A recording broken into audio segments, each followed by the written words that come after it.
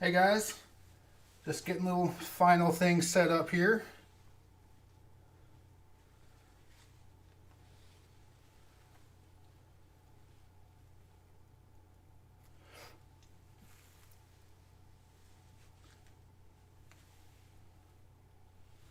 All right.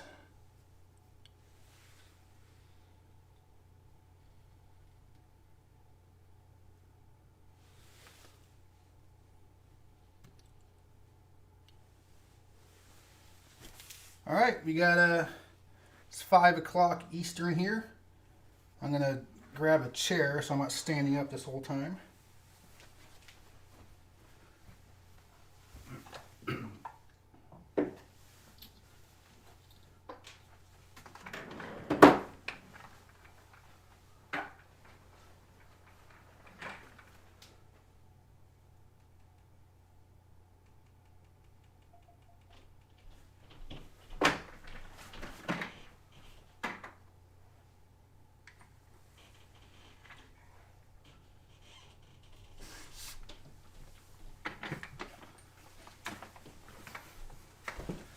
Hey guys, hope you guys are enjoying the afternoon, evening, depending on where you are.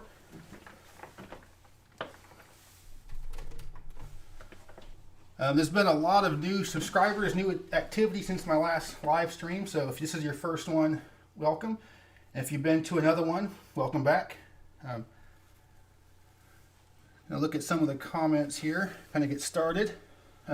What I'm going to do first is take a look at, show you guys this new map here, the updated one, and then I'll answer some questions, just random stuff, geography stuff, and then depending on the time, maybe do something that's GeoGuessr or quiz kind of stuff. So let's bring up the chat here.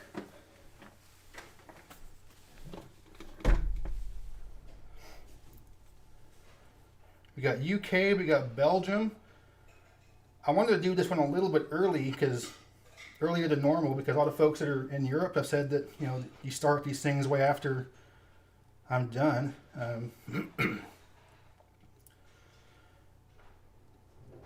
All right. Beacon Hill, Boston, Sacramento, Bijou Basin. Not sure where that is. Colorado Springs. Suburbs of Copenhagen. South Detroit. River Rouge, maybe. Bardsdale, California. I've never heard of it. It must be tiny. I've never heard of it. Another Boston. I still haven't heard of Bardsdale, even. Monroe, West Monroe. Las Cruces, Aberdeen, Washington, Egypt. There we go. Miami. Wheeling. Know some folks up there. Queens. The shirt does hurt your eyes. That's why I wear it.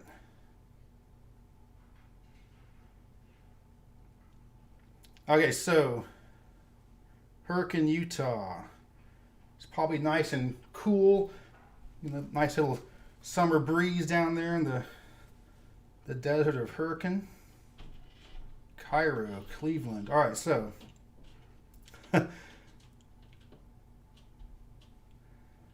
Alright, so if you're new to the channel, I'm trying to go through here: Iowa, San Diego, Vancouver, Washington. Got a pretty good mix. Another Shreveport. Got Shreveport, Monroe, Yinsburg, Pennsylvania. That sounds fake. That sounds fake. Yinsburg. Pismo Beach, one of my favorite towns there.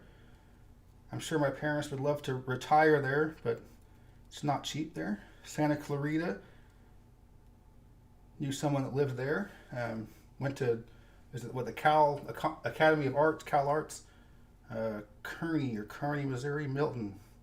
All right, I'm not going to go through all these. I'll get caught up a little bit. But if a lot of people are new to the channel, so if you've been with the channel for a while and you bought a pin for this map, and I apologize for not doing an update for a while.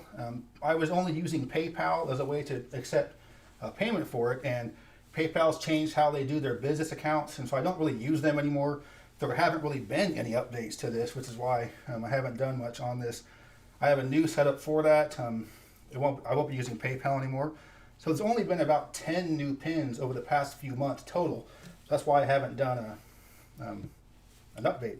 So if you've got one recently, the past few months, there weren't that many, but I got you on here. And so let's talk about some of the updates to it. So let me bring up the spreadsheet. And what I'm going to do is after tonight, I'm going to add the new pins to this and then have this available as a community post. So you can look at it whenever you want. And you can take a look at some of the new ones here. So I'm going to go over some basic stats and I'll talk about some places. I'm going to start off with the Europe map over here because you know, it's getting late over there. So I want to get the European stuff and the world stuff done first. All right, so let me move this over here.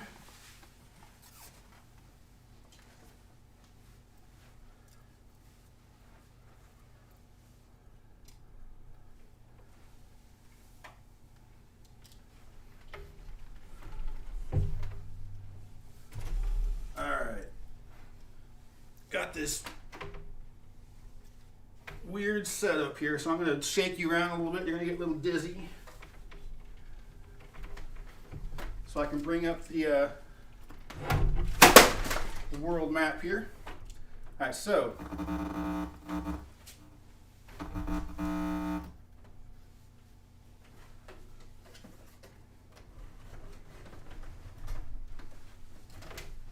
right, so here we got the European setup.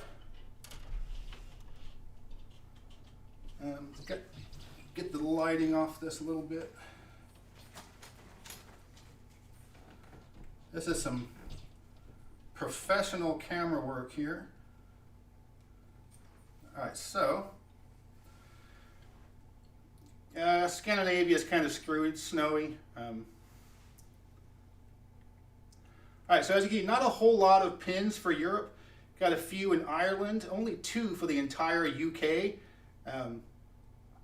Iceland. Let me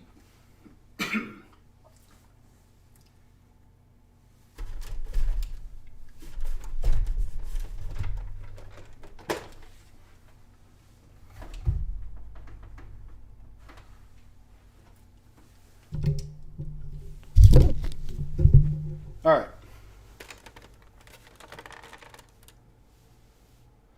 All right, so as you can see here, not a whole lot for Europe. Most of the viewers of the channel are American or Canadian, so not a whole lot in Europe. You can see there's a big cluster around the Netherlands. That's where you've got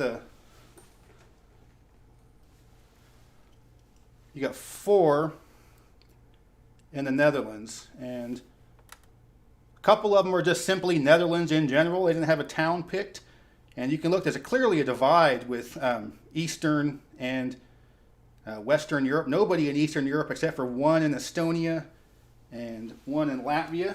So will be the weatherman here. So we got Estonia right here, Latvia. So just 1 for each of those. Got a few for Norway, a couple for Sweden. Hold on. I'm going to close my camera lid for a second and get it right back so it's not just floating around a lot.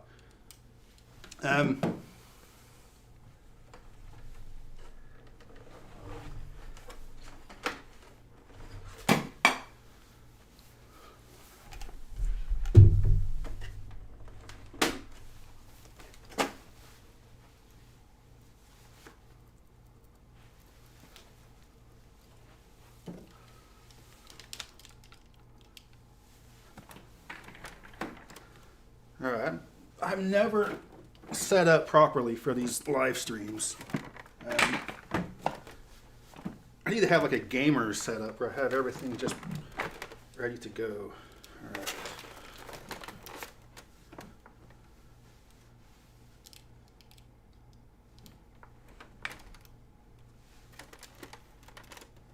All right, so I'm going to go to the list here that I have for the European ones.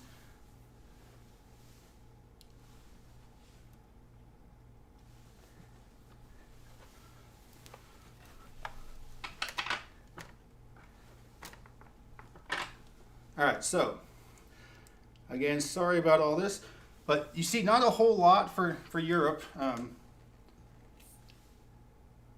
Norway is the one that has a few, any kind of white here. You see the white ones. That just means someone chose in general. So nobody really had a specific spot. Got one of my favorite ones here, the Faroe Islands. It's not an independent country, but somebody wants to be there. One in Iceland. This is Vik. I'm not familiar with this town, but it's a real small town. A couple of interior towns in Ireland. Got Madrid, somewhere along the coast in Portugal. This was kind of generic. This is Barcelona. And again, we got a little cluster right here, 4 in the Netherlands, couple for Amsterdam. And there's one here, and I'm not sure what that is. It's Denmark. I'm not sure what town that is. And you got a few down the the west coast of Italy. So again, not a whole lot for Europe. There's overall maybe 1,000 or so of these, and only maybe however many of those are for Europe. Going up to the world, even fewer. And actually, where you have the most is Taiwan. There are 4 just in Taiwan, and but not a whole lot. You got one in Rwanda, one in South Africa. Those are the only ones in Africa. My dad's pin is on the coast in Ecuador, over here. This is a little town called Montañita along the coast. This looks like Sao Paulo-ish. Got several in Mexico. Mexico is the #1 country, foreign country, for the pins on this. But most of these around other parts of the world are in East and Southeast Asia. So that's the main area that folks that were participating in this wanted to live in. You got several in Japan, several in Taiwan, a random one here in China, one India. These 2 are Bangkok, Thailand, and this is, I'm not sure, that's not Phuket. I'm not sure exactly what that is, more of a coastal type town. So again, not a whole lot. I'm going to go back over to the US map, and I'm going to talk about how, if you want to participate in this, how you can do this. So let me do this song and dance again.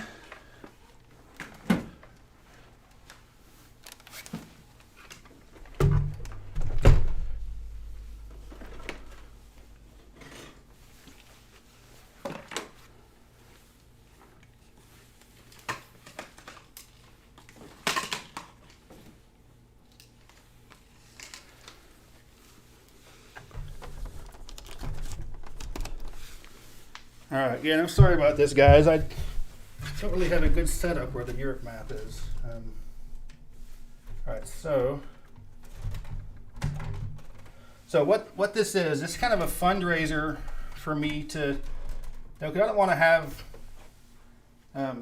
way too many ads or stuff like that. So if people want to donate, support the channel, they can buy a pin, and so that way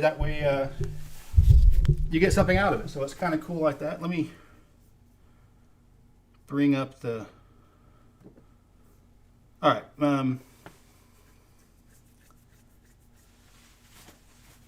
So what you can do is, I'm going to put a link on this video. I think it's already on there, and it's for a Patreon page. I didn't really want to use Patreon. I was kind of reluctant to use it, but I think it's a good way to do this. And so I'll have a link to my Patreon. It's literally just Geography King on Patreon. So if you go on there, you can set up for $5, and you can get one of these pins, and just put the info on there that I'll need to where to locate it. So, for example, I want the information where you're from, where you currently live, and where you could live if you could live anywhere you want. So. So for example, this map, this one here is probably, this is just northern Minnesota in general, a white pin. And so this person just said, I'm from Minneapolis, I currently live in Duluth, and I want to live in northern Minnesota somewhere. So that's where these are. So I'm going to go ahead and talk about some of these. I want to go over some of the kind of the weird ones that maybe aren't as well known. And I recently got one for Mississippi. That was the very last state to have one. So now we officially have one for Mississippi. But overall, the general trend is people want to live somewhere in the West and or somewhere scenic. So the West is more disproportionately represented on this, especially Colorado, a lot around here, the Seattle Pacific Northwest area up here,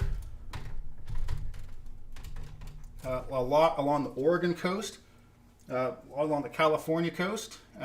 So a disproportionate number in the West, a lot in New Mexico. And you look at where the ones in the East are, they kind of follow this line. This is the Appalachians, and this is, the more scenic parts of the East are these higher elevations in western North Carolina or eastern Tennessee, this Blue Ridge area in Virginia, going up into upstate New York and the, just New England, where it's just very beautiful. So there's definitely a correlation with, with all else being the same, people would rather live somewhere that is pretty. So, I mean, with all other factors equal, yeah, I'd like to have a mountain view or ocean view or something. So really cool to see this right here. This is like a definite cluster. You can see a beautiful area, some of the highest elevations in the eastern U.S. Right here. So a very popular spot. But at the same time, there's a lot of spots that are not so popular. So you look at some of these states with not as many pins. So we'll start here at what we call the flyover states. These are the ones that people generally don't think too much about. Oh, these are the terrible states, they're so boring. But we got 2 for North Dakota here. This is an area near Williston. Beautiful area. Theodore Roosevelt National Park here. Really gorgeous spot. It's not what you would expect to find in North Dakota. This is another, let me actually bring up the specific list so I can get the exact town names, because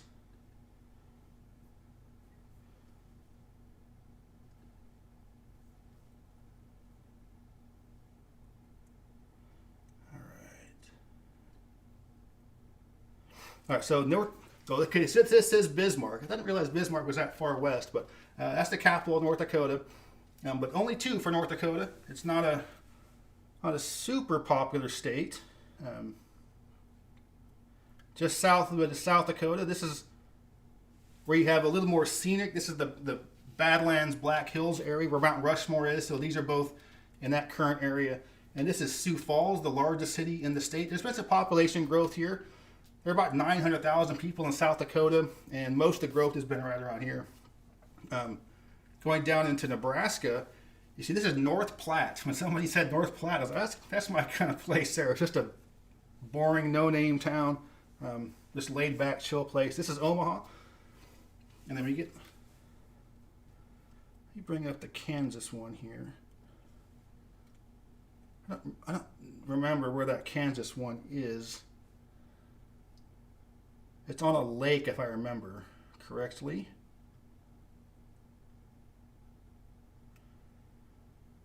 Oh, yeah, it was one where it was very specific. This guy said, I want to be on a specific street west of the town of Burlington. So that's where it is. Pretty area. This is the one part of Kansas that's very pretty. I know I gave the state a lot of negative. I trolled the state a little bit with the western part being kind of flat and boring. This part's very pretty, so that's a cool spot to live right there. Coming down into Oklahoma, still, this was one of the very first pins, and it's still lonely old Oklahoma. This is someone that is a meteorology student that wanted to be in Norman, which is where you want to be if you're a meteorologist. This is the meteorology capital of the U.S., the National Severe Storms Laboratory is there. I applied to graduate school at University of Oklahoma. Did not get in. Very mathematically intensive meteorology department. Texas, not too popular for, relative to its population. This is the Dallas-Fort Worth Metroplex, so most of these are suburbs, I believe. I'm not sure what this is. Tyler, perhaps. This is Waco. And this is where you have most of the pins. This is San Antonio here, Austin. And this is a part of the state called Hill Country. This is where you have a town called Fredericksburg, which is one of the coolest little towns in the state. And then 2 here, Marathon, Texas. This would double the population of Marathon, Texas right here. Really nice area. Secluded. You got to be ready to, drive a half an hour to get your groceries. But a cool spot, a couple on the coast, but surprisingly not a whole lot in Texas, not a whole lot in Louisiana here, New Orleans, and one on the north side of the lake here, Arkansas. All of these are in the northwestern part of the state. I think they just refer to it as NWA, Northwest Arkansas. Very nice spot. This is the economic shining light for Arkansas right now. This is where the job growth and the economic growth is here. If you've met somebody or known somebody that's moved to Arkansas recently, it's probably here. Missouri, not a very popular state in terms of this pin map. Got a few in St. Louis. This is Columbia. This is the college town halfway between Kansas City and St. Louis. Pretty cool spot if you're going to be there. It's a neat little town. You're close to the two big cities, and this is on a lake. Really cool spot down here if you're into nature. Iowa. Not a whole lot here for Iowa. Let me get this is Dubuque. Pretty cool town. Probably my favorite city in Iowa. This is Iowa City, I believe. Des Moines and Ames, probably. Yes, Ames. This is so college town here, Iowa State. College town here, University of Iowa, capital city, and then Dubuque. So a lot for Minnesota. This is one of the more popular states. Twin Cities, Duluth is one of the more popular spots with 5 pins. And the wooded areas up here. If you're into canoeing and paddling, this is the place to be, here or Maine, or Canada probably. But surprisingly, not many in northern Wisconsin. A lot in Madison, along the lake shore near Milwaukee, but not in Milwaukee. I was just in Milwaukee. I think it's very underrated. Several in the Chicago area. One of these pins is somebody that wanted to put me on a top, like a penthouse on a high-rise condo complex right downtown. That's pretty cool. Michigan, very popular state for this. A lot of people from Michigan want to stay in Michigan and want a house on the lake. That's very common for people that live there.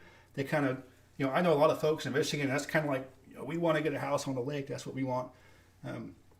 So this is Detroit metro area. There are actually 3 pins in the city of Detroit, which is kind of surprising for a lot of people. But if you like big cities, and it's a good spot, it's cheap, it's got a lot of city things you need, and you can, it's not as anywhere near as bad as the press. It just still got some grime to it. But a town called Marquette, a very popular town for this map. 5 pins. Lake effect snow, baby. If you like it, that's where you want to go. Mackinac Island, another spot here. I'm not sure what that is. Sheboygan, maybe? Sheboygan? No. How do you pronounce that? Charlevoix? I don't know, actually. But coming down into here, just a couple Indiana. This is the college town Bloomington. This is 2 for Indianapolis. Got 2 for Lexington, Kentucky. 1 for Louisville. Tennessee. A lot for Nashville. A few for Chattanooga here. And then most of the ones you see here are the kind of in the mountains. Johnson City area, Kingsport, Gatlinburg. And a ton for Western North Carolina here. A bunch for Asheville, Boone, just some of the Lake Junaluska, just some of these really cool little towns there. It's one of my favorite parts of the country, so I can see that. Alabama, not a whole lot. This is some guy wants to be on a lake right here fishing. That's a good spot to be. Pickwick Lake, Huntsville, and that's Birmingham, I guess. Georgia, mostly here on the coast, Savannah, Atlanta. These are Athens, the college town. And then coming down into Florida, it's just kind of interesting to see, some of these spots. Here's my favorite city right here, Orlando. Somebody wants to be there. This is my favorite part of Florida. I don't know what they call this part. I call it the armpit, like the arm, and that's the armpit. But I think it's the best part of the state, not the armpit. A lot of folks, Tampa, probably my favorite large metro in the state. Miami, Key West. So a lot of folks in Florida. I think it's the 4th most populous state for this list. And then going up into here is where you try to see a whole bunch. Because once you get into New England, people in this part of the country tend to not want to leave. And Massachusetts is the state where the highest, let's see how I get this right, the highest percentage of the people from there want to stay there. So see a lot of pins in Massachusetts. That's a lot per capita. And most of those are people that are from some town in Massachusetts that want to move to some other town. Maybe, they know exactly what town they want because it's from being from there. So it's really interesting dynamic that people from Massachusetts want to stay. You hear about in New England, people hate Massachusetts. That's the one they hate, but that's the one that people seem to want to go to. Vermont, also very popular. Maine, one of my favorite states here. A lot of spots up there. I'd love to be in Portland if it didn't get so cold. But this time of year is a time of year I'd want to be there. But yeah, just a lot, pretty good trend. So the last time I did this, the trends were basically the same. There's no new kind of, in the past few months, people now want to be somewhere else. So it's just kind of more pins in the same spot. So even with the things that changed with the pandemic, people moving a lot more bosses are allowing people to work from home. You see a lot more folks wanting to move somewhere else, but they tend to be still, at least with the viewers of this channel that have participated in this, want to be in some of the same general spots. So, so what I'm going to do is I'm going to post this map once I get the newest pins. I'll post them up here, and then I'll put this as a community post, and you can look at it when you want. And I'll post some of the raw data so you can take a look at some of that too. So if you want to participate in this, I'm going to be updating it more often. Again, with the PayPal thing, I wasn't really doing much with it. So I'm back on track to getting it where it was. So it's kind of a fun way to raise little revenue for the channel. So if you'd like to participate and support the channel, I'd really appreciate it. And I'll do a regular type video like this where it's not live. We're going over this. So if if you're not here right now, then you'll have a chance to see this some other time. So so I will do a non-live type update of this. But if you have participated in this, just know that I have not given up on it. It's just been kind of frustrating with just how PayPal is. If you have a PayPal business account, they've done some changes. Not too happy with that. Not too happy with the decisions they've made.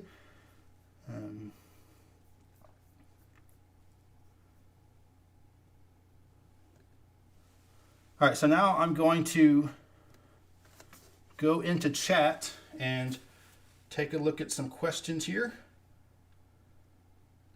And if there are questions about the map, I will talk about it. So I'm going to go back a little bit. I'm going to try to answer as many as I can. It's really hard to keep up with everything, but I'm going to at least make the genuine attempt to answer as many as possible.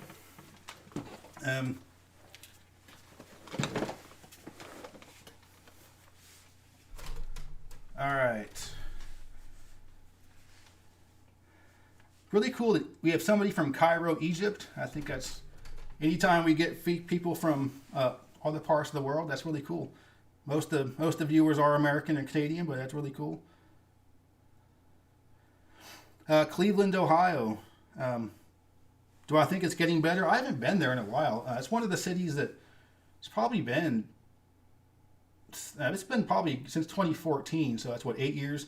It was okay. I don't know if it's gotten a lot better since then. I know it's still, I believe the city is still losing population. I think the metro area is still gaining, but I think it's underrated.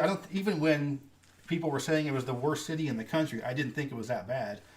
I thought the downtown was a little bit nicer than I was expecting, but it's still, it's not the greatest city ever, but I'm not sure exactly how it is now, if it's better than it used to be, or if it's improved. So there are certain places I've been to where they're worse now than they were before. So other places have gotten a lot better.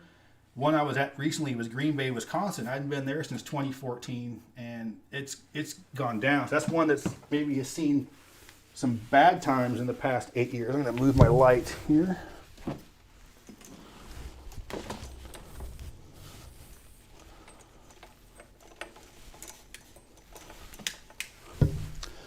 All right, so all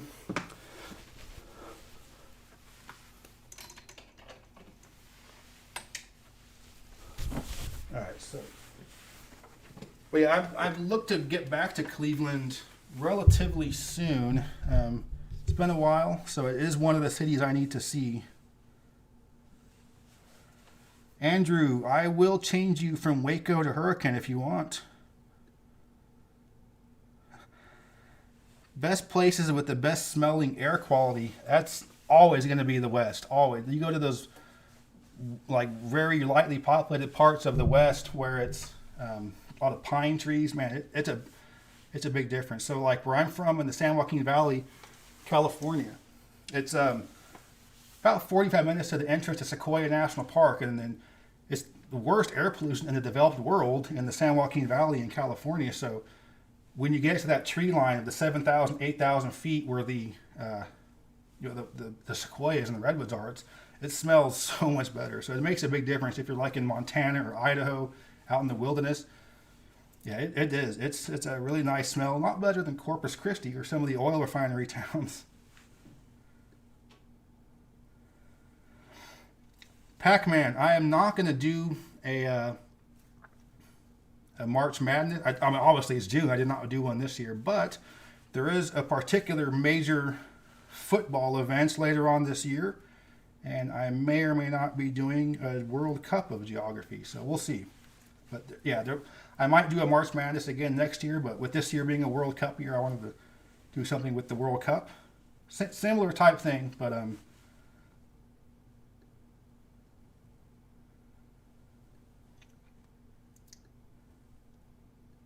Mike, oh, uh-oh. I lost you guys. What happened?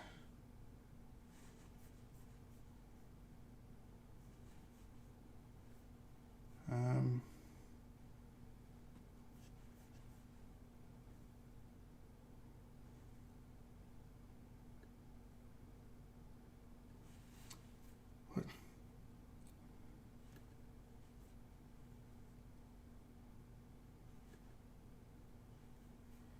All right, so let me get back into here. I'm showing an error on here that this is not.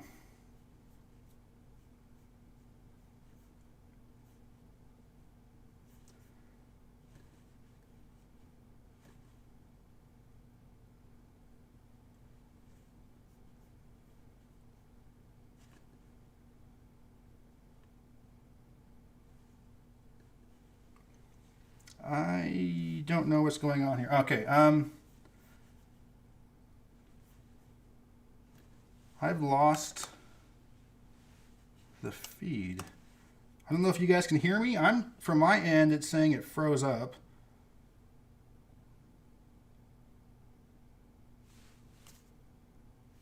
But let me try something else. Let me go to. I hope you guys can see me.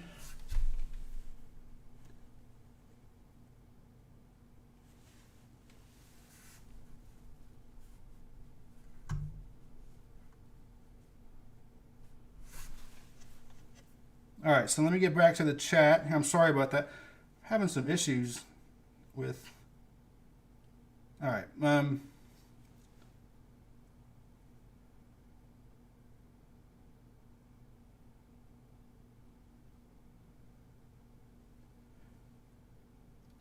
All right, so let me get back to some of these questions. Where would I recommend to live for climate change? I don't, you've heard a lot about people saying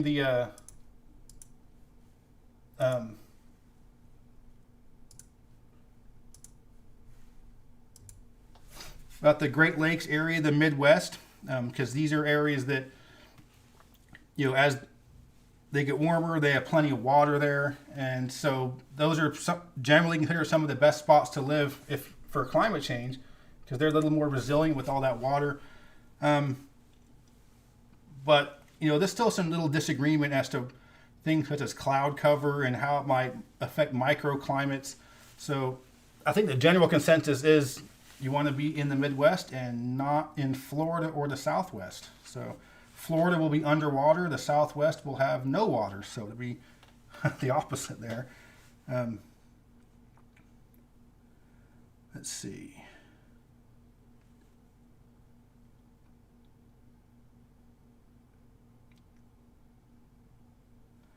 Preston, thank you very much for the super chat. I do appreciate that. Can I do a video about the Lincoln Highway? Is that I'm not even sure that's the one that goes across, it's east-west across Nevada, Utah. I'm not sure exactly where it goes. I'm pretty sure I've done that road trip route. I'm not sure about a specific video on that.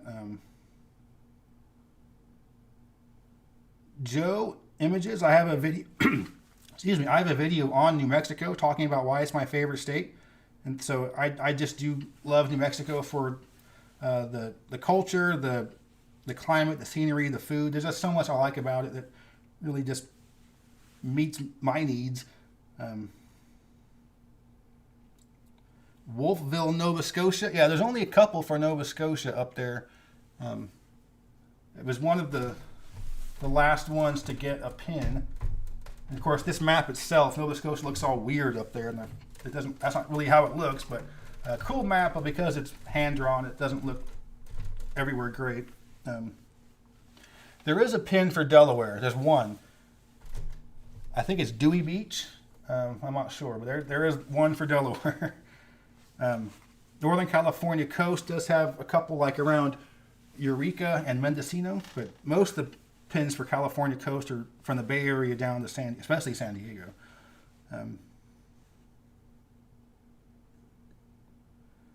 Got Syracuse in the house. Aberdeen, Hank. Washington is one of my next state videos coming up. It might be the very next one, so that one will be coming pretty soon. Bill, what do I think of Syracuse? It's okay.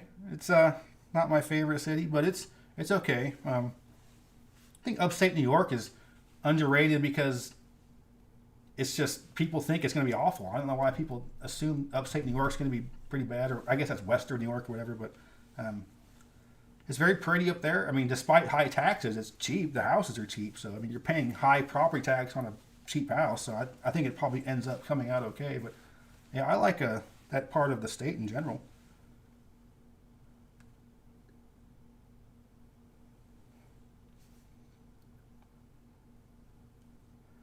Curtis, I have not done anything about the islands off of California, the Channel Islands National Park. I've not been there. I'd love to go there, but I have not been there. Ahmed, yeah, Buffalo. I like Buffalo. I think it's one of the most underrated cities in the country. It's one of those places that urban planners like, geographers like, but people hate. You know, it has grown a slight bit in a little bit, but past few years. I think people from the city and other parts of New York or maybe or New England or that want to stay in the Northeast are like, wow, I can get a cheap house in Buffalo. It's got to get a bigger snow shovel. WVU, nothing for Central Asia. None of the stands. Got Cardiff, Wales here.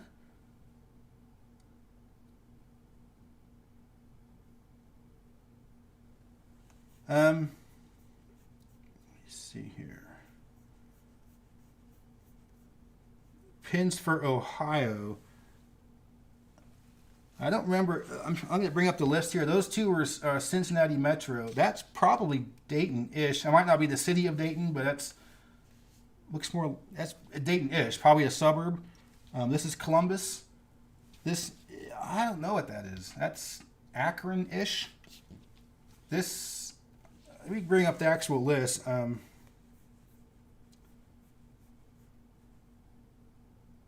Sims Township. Yeah, I don't know. So, but yeah, Ohio is not super popular relative to its population. These two states, actually these three, this is the opposite of Massachusetts. People in these states tend to hate themselves, and Missouri too. I don't know what it is. Like, there's a lot of self-deprecation in people that, like, a lot of pride for southern states, western states, northeastern states, but these states, like, I hate it here. So a lot of folks, especially Indiana and Illinois, there's a lot of self-loathing in those two states. I'm not sure exactly what is going on there, but a lot of people that you say something negative about those states, they'll be like, well, you're not lying. He's telling the truth. Norfolk, Virginia. I will be there in a couple of months. I don't know where I got this shirt. Everybody asks. It was a gift several years ago. I'm sure it came from something Amazon-ish. I mean, I don't think it's going to be super obscure, but I have no idea where it came from.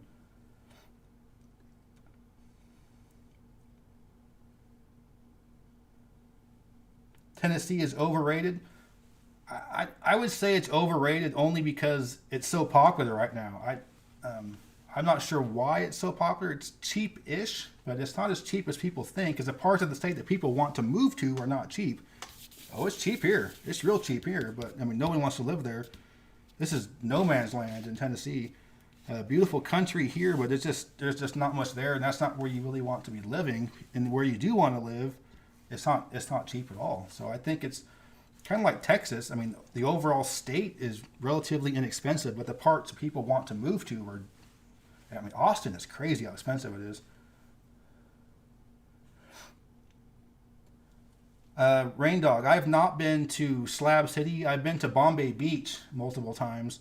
I know Slab City is kind of the unofficial, it's just not really a place. It's kind of off the grid. It's extension cords and plugs and stuff. Bombay Beach is a little more like a real town, but I've not been to Slab City. I know it more from Grand Theft Auto than I do from actually being there.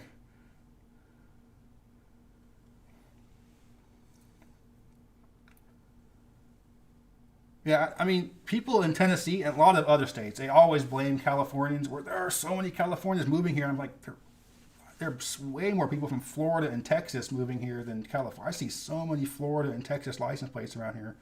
Um,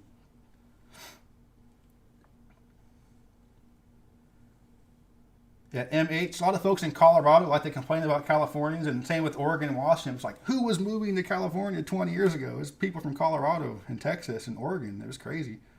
But Larzy, Huntsville, Alabama is pretty cool. That's definitely the hidden gem, I think, of the Southeast right now. I'm surprised it's not like a cool city yet. It's kind of unknown. It's still cheap. But the way things are going, I can see it not being that way for much longer. NASA is there, a lot of engineers, a lot of high-tech military stuff. So if you're like a nerdy military engineer, a lot of that stuff is here. Yeah, really nice spot, beautiful area. It's still pretty cheap. I can't imagine it stays unknown for too much longer, but um, it is still cheap right now. Stan, where have I had the worst Mexican food? It can be anywhere. I don't know if there's a specific place I can think of, but I mean, yeah, it can be bad anywhere.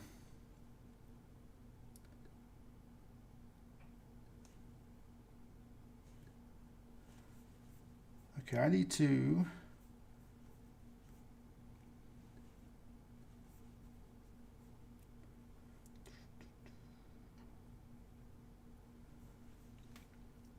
All right, so. Um,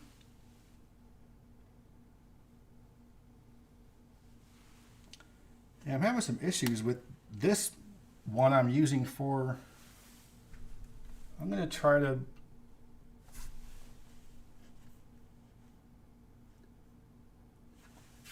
right, so,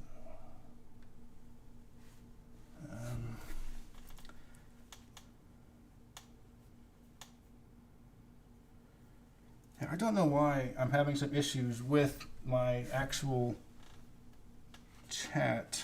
It's not loading chat. All right, so I'm going to catch up a few more.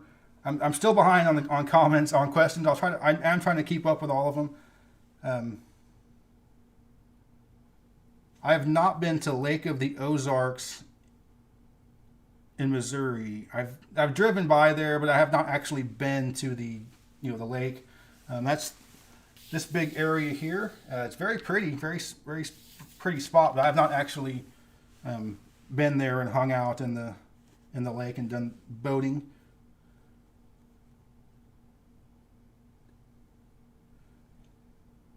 Thank you again, Preston. I do appreciate the super chat. Andrew, yeah, that new Netflix documentary on the southwestern corner of, that's not, what is it? Hilldale, Utah, and Colorado City, Arizona.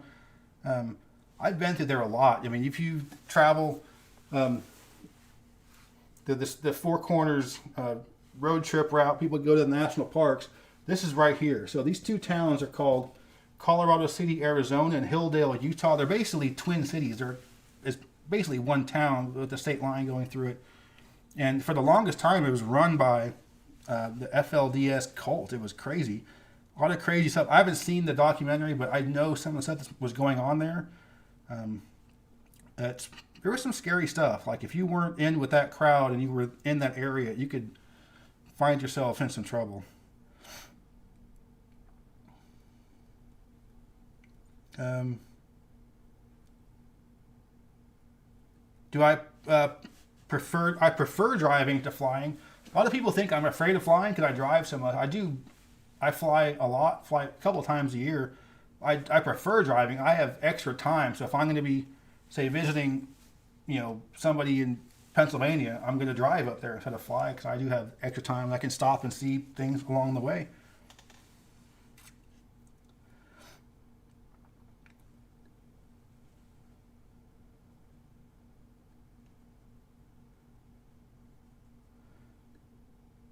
All right.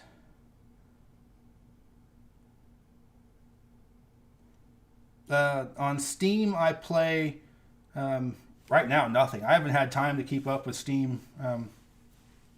I really like kind of action RPG kind of games, but I just haven't gotten a chance to play very much. I've not been to the Virgin Islands, and it's not a very that's not high on my list of places to visit.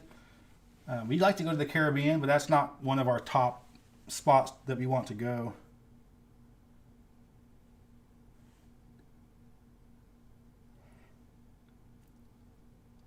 Got London, UK in the house.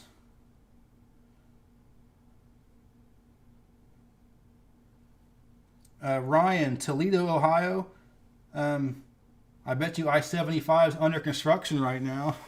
Every time I've driven through there, it's always under construction. I drive from here to Detroit a lot. Always go through there. Not a huge fan of Toledo. It's okay. I mean, it's not one of my favorites. Um, yeah, it's seems like it's just perpetually under construction. I'm not sure what they're doing there, but um, it's one of those places though. It's a Rust Belt city, so it's cheap and it's not as bad as people think it's going to be. Now Youngstown's pretty bad. Toledo, Akron are not as bad. So it's a good spot for to be in a medium-sized city close to bigger cities, but also be really cheap. But the city itself doesn't have a lot of great things like a lot of great neighborhoods or fun stuff.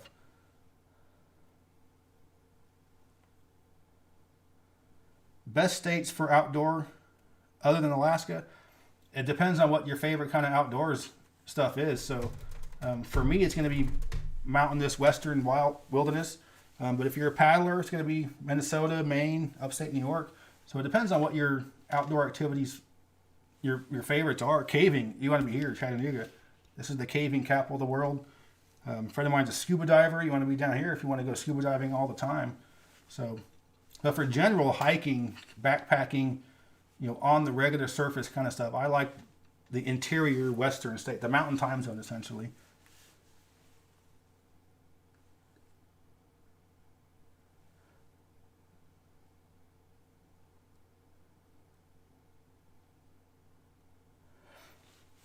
Um, Sherry, northeastern corner of New Mexico.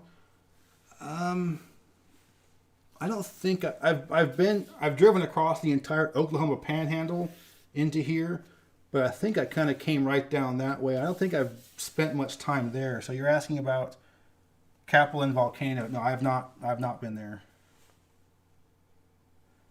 Dayton does have an impressive skyline for its size, for sure. It has one of the nicest skylines per capita of a metro area. It's surprisingly a lot of high-rise, a lot of skyscrapers there.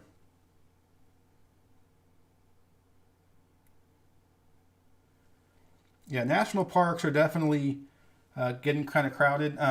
We don't even mess with national parks in the summertime. We go to them a lot. I get the national parks pass quite often, but we're always off-season people.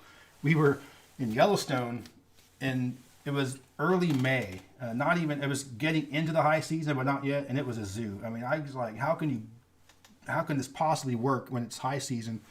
Or like Estes Park, Colorado, Rocky Mountain National. I mean, how can you visit there in the summertime? It's impossible. I grew up near Yosemite and Sequoia Kings Canyon. You just know not to go in the summertime. You wait till September, October when you can get smaller crowds. But you have to travel during the summer. I mean, it's gonna be really crowded. So most national parks you can't book reservations for the campgrounds. It's show up and get them on site.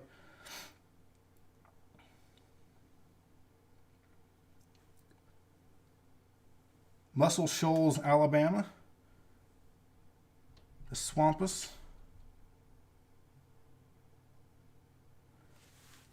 Okay, Lincoln Highway, New York to San Francisco. I didn't realize it went across the entire country. I did know kind of generally this, but yeah, I didn't know it went all the way coast to coast. But it sounds like it follows Interstate 80-ish.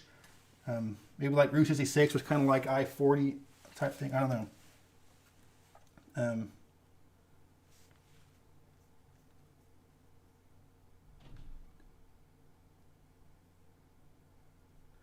Where's the next Silicon Valley?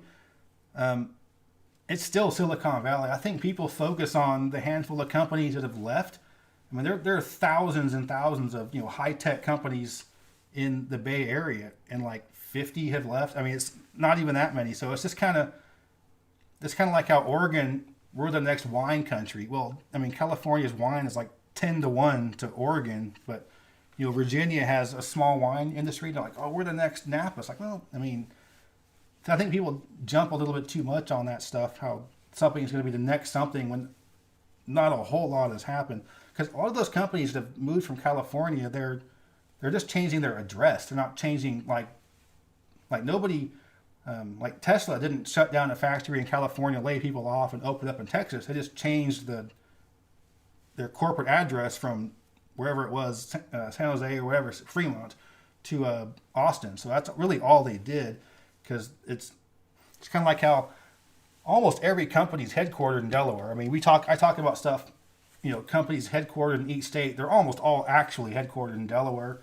Delaware is basically a giant post office for corporations that have a PO box there, and that's their corporate headquarters. But in terms of places that are going big time high tech, I mean, Austin's been the one for a long time that's been kind of the other kind of Silicon Valley stuff. Washington, Seattle area has been up there for a long time with Microsoft and Intel, and so the West Coast has had a lot. In Central Texas, a lot of other stuff like high tech stuff in Raleigh or Minneapolis or Columbus is more medical high tech. So it's not quite the same as computer programming and that type of stuff. So I mean, but those are the easiest jobs to move. So internet-based jobs, those are really easy to move. You can't move a factory as easily, but you can move something that's just a server. You can put a server on a truck and move it somewhere else. So all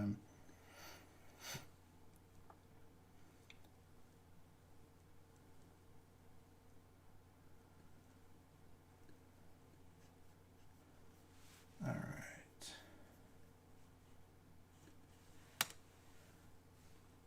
Let me catch up a little bit more here. Yeah, I'm sorry, my chat is loading really slow on. I need like the 2-monitor setup that the video game streamers have, so I can multitask. All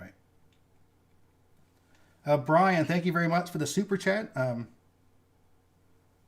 scratch off map. I'm not sure what. No, I haven't thought about that. I don't think I've used one actually. I know. I think I know what you're talking about, but no, I haven't used that.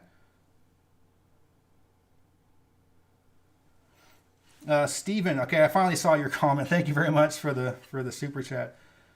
So Bardsdale, between LA and Santa Barbara, like Ventura County. I've never heard of it. One of my best friends lives in Oxnard. I've never heard of Bardsdale. Must be really small. I mean, Ventura County is a pretty nice place. I mean, Santa Barbara County is pretty nice for the most part, except for the drug cartels in Santa Maria. But other than that, it's a pretty nice place. So I will definitely pin you up on Bardsdale. Shaq, thoughts on Pennsylvania for this decade? I think Pennsylvania is a state that probably more than most in the 70s and 80s was, you talk Rust Belt, it was Pennsylvania was the capital of that, but it's bounced back pretty good. I mean, Pittsburgh was like the first Rust Belt city to gentrify, but it's been so long that it's kind of down. And Pittsburgh is the most enigmatic. I don't know why it's not more popular. It's so cheap to live there. It's great for walking. But your thoughts specifically about the Poconos. This area here is very pretty. Jim Thorpe, little tourist town there, is really nice. Another place you don't want to be in the high season, but if you're in the off season, it's really nice.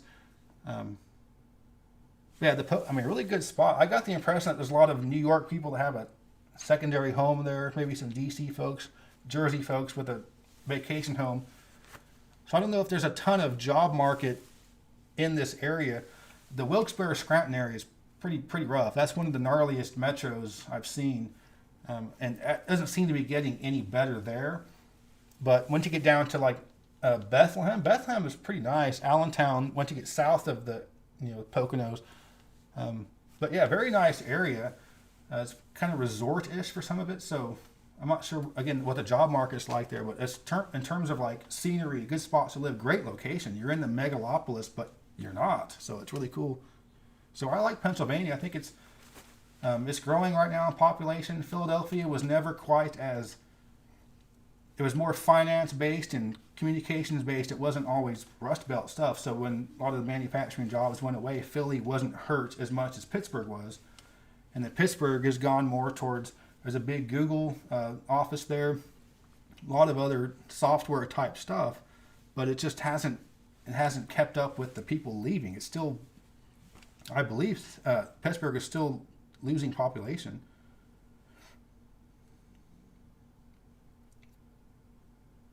I do not know anybody in Antarctica, W viewer.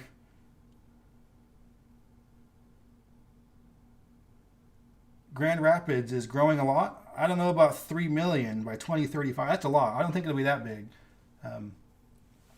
But the Grand Rapids here, this has been the big kind of growth area for Michigan, the southwestern part of the Lower Peninsula. You've seen a lot of growth here. Detroit is over here. You're still seeing some growth in the suburbs. I think the 2020s, I think this decade will be the first decade since the 50s that Detroit gained population, the actual city of Detroit.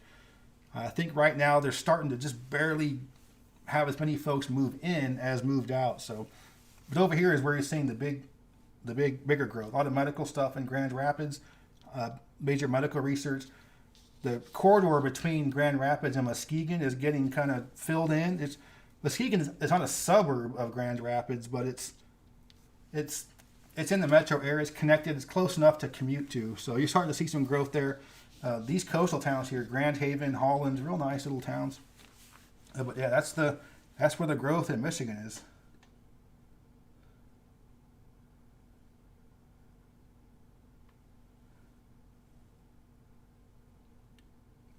Yeah, I'm starting to see some convenience store rivalry. That's such a weird thing that's happened in the past 5 years. Is like these truck store and convenience store rivalries. It's so weird. Like, I was actually into a video on like the regional, like, because you got Buc-ee's is now trying to be the big one. The one here is called Weigel's. You got Love's in Oklahoma. You got Roadie's up here in the Northwest. You got the Sheetz and Wawa in Pennsylvania that were like convenience stores. Now they're getting a little bit bigger and they're getting closer to the interstate and they're starting to become like these giant. It's like I don't know. It's like a escalation of regional convenience stores, travel center kind of things. It's pretty hilarious, but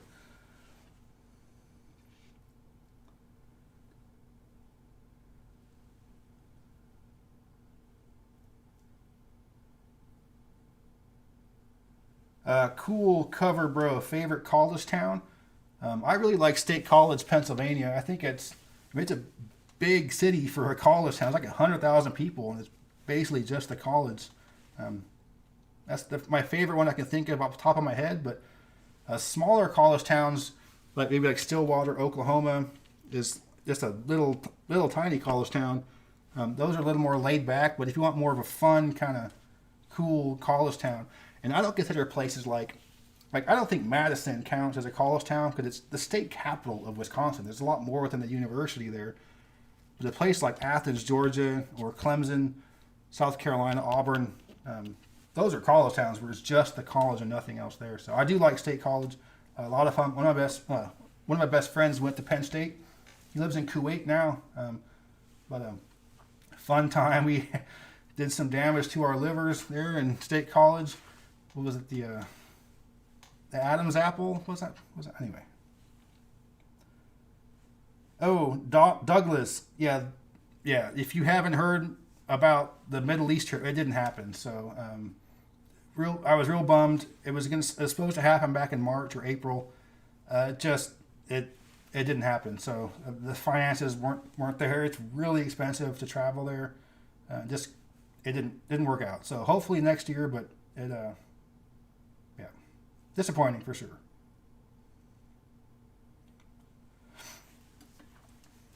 Johnson City, Tennessee. It's all right. A couple of friends of mine went to ETSU there. There's been some growth. A lot of retirees moving to that part of the state. A lot of retirees are kind of giving up on Florida. This part of Tennessee is becoming popular. South Carolina is like the new Florida for retirees. A lot of the old, Yankee boomers are coming down to South Carolina.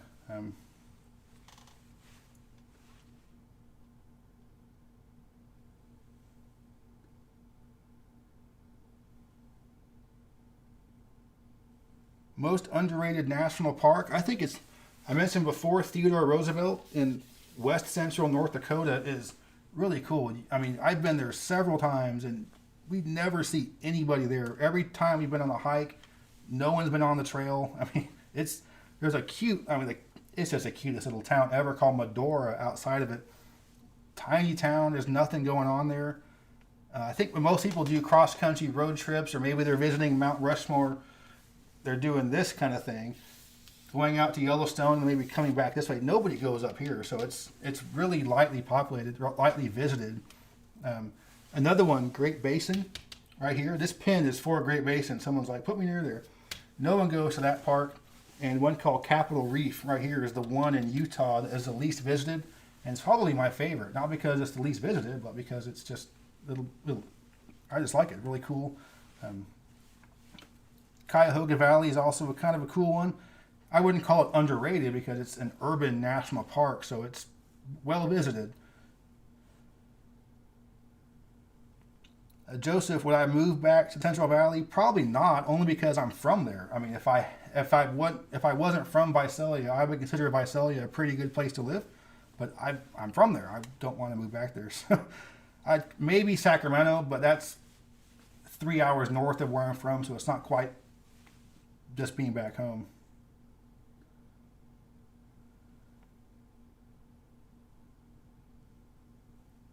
Shelby, Montana, what's up?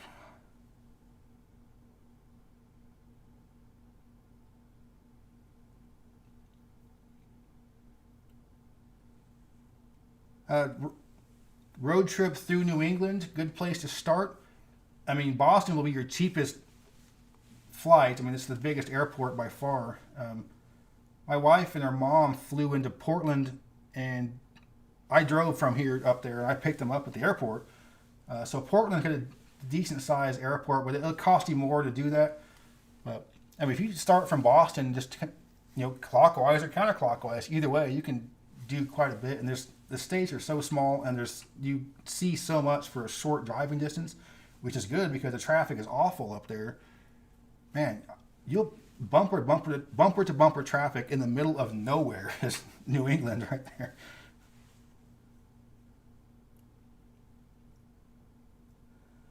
Texas, you lost power 3 times this week in DFW.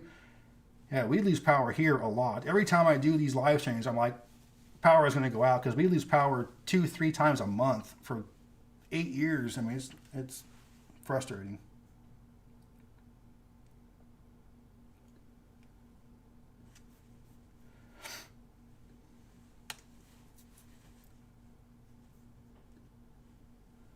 All right.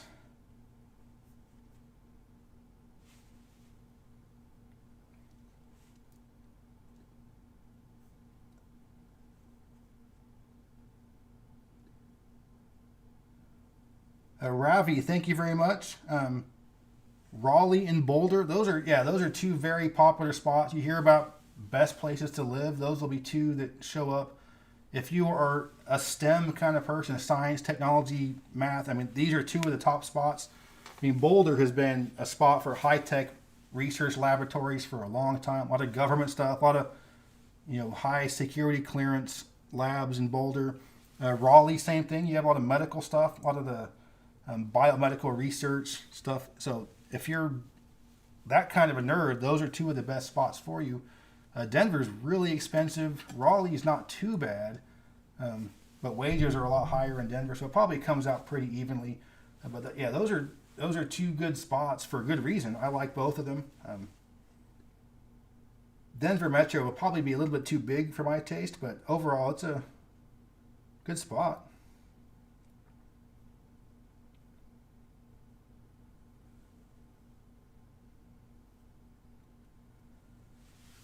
Uh,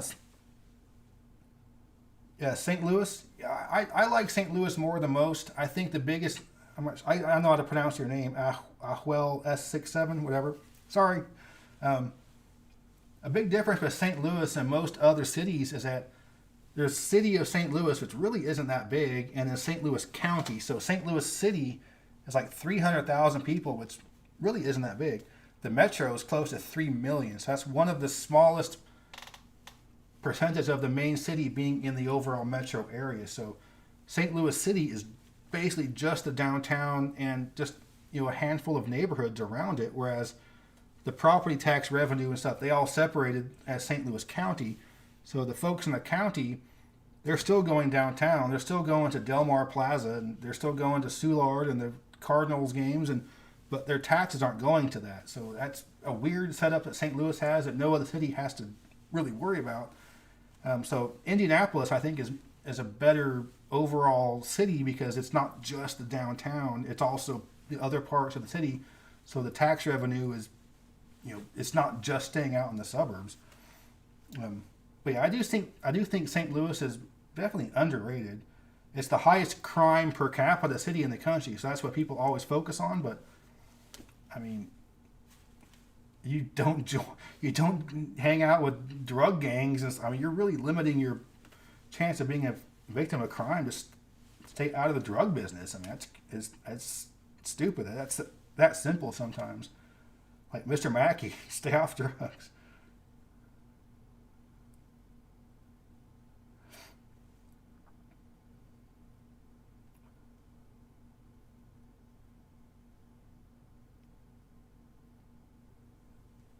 Ryan, Columbus is it's got a very forward-thinking economy. It's very, again, more high-tech oriented. And it was, being a state capital and a college town, it was never a Rust Belt type city, so it didn't ever have to build back up after being knocked down in the 70s and 80s.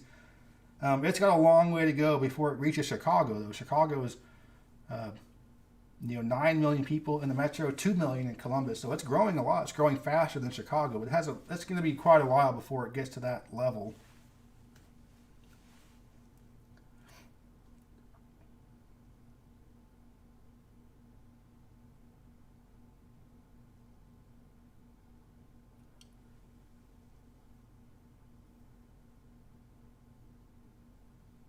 Keith, Seattle is actually, of all the big cities in the U.S., Seattle is the one that I'm the least familiar with, or at least it's been the longest since I've been there.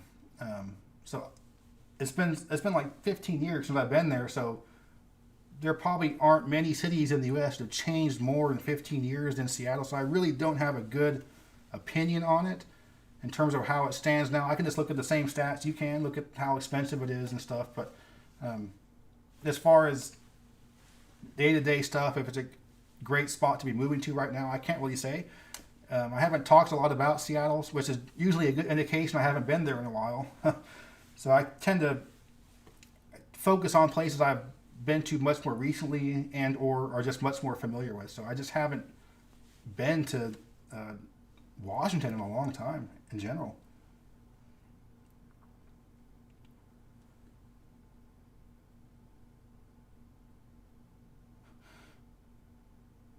I have not been to Mackinac Island, Michigan.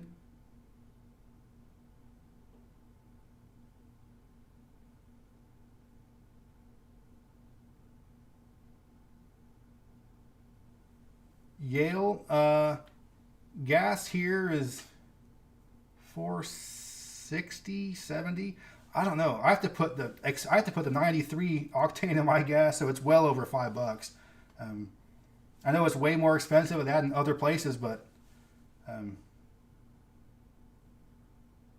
yeah, I mean, I know people are paying 5, 6, or even more. I think my parents are saying they're paying $6 in near Fresno, and so if it's $6 near Fresno, it's probably way more than that on the coast. I don't know.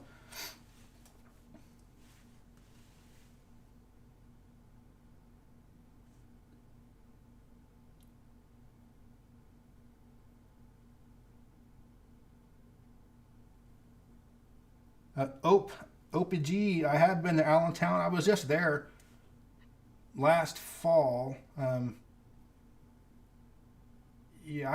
What I remember the most about Allentown was actually the really poorly designed stoplight network. I was a lot of time sitting at a stoplight while nothing is happening. So I think I lost like 10 minutes between stoplights with nobody crossing. It was very inefficient stoplight. So it's bad. That's the number one thing I remember about the city is how bad the stoplights were. I do like Bethlehem. I think Bethlehem is doing much better than Allentown in terms of economy and just the way things just appeared to be. The downtown was a lot nicer. M.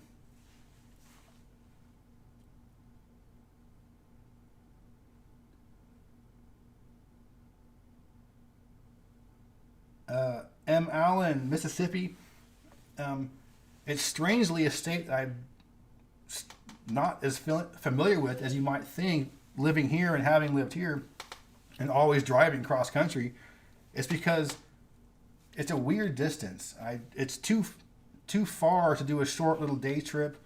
But if I'm on a cross country trip, I want to get farther than Mississippi the first day. So I haven't spent as much time there as you might have thought. It deserves a lot of the negative stuff. It's not one of my favorite states. It's hurts. You drive through there and it's just you see not much economic anything. There's nothing really going on there. Almost everywhere in the state is losing population. The only parts that are really gaining are these counties here, which are suburbs of Memphis. I'm not sure why, if you live in Memphis, why you'd be on the Mississippi side. I don't know why. It's higher tax. And then Oxford, the college town for Ole Miss, is growing a little bit. Starkville for Mississippi State's growing a little bit, but overall, I mean, it's the cheapest part of if you want a beach house, this is the cheapest place to have a beach house, and even still, it's not that popular. So it's a very poor state. I saw that they're lowering taxes to try to entice people to move there, but I'm like, you already don't generate enough revenue. You're going to lower taxes, but Jackson's pretty rough, so I hate to be so mean, but it's not. I need more time to come up with positives for Mississippi, I think is a better way to put it. I did not eat a horseshoe in Illinois. The last day of that trip, I was not feeling well. I had to cut the trip short, so I was not about to stop. I think it's Springfield and eat a 3,000 calorie sandwich. Yeah. What happened when I was up in Chicago is, the classic saying, you don't like the weather, wait a few minutes. I mean, it was like 85 degrees one day, humid. I'm walking around just sweating. The next day it was like 53, so it was windy, of course. And just when it changed that much, I just it's hard to get a cold and didn't really, the last day was, so I did not eat a horseshoe, long story short. Do I like Geography now? I do. I don't watch it that much, but he seems like a pretty cool guy. I mean, I think not to sound like a jerk, but a lot of what he talks about is a little more, stuff I know. I don't want to sound like a jerk, but it's a great channel. He covers a lot of really important stuff about a lot of countries in alphabetical order, so it's really cool, the info. But a lot of other stuff I do know. But he seems like a really cool guy. I mean, he seems really like just laid back and super chill, even though he's a celebrity. I mean, he goes to places and people know who he is, but he still just seems like he's pretty cool.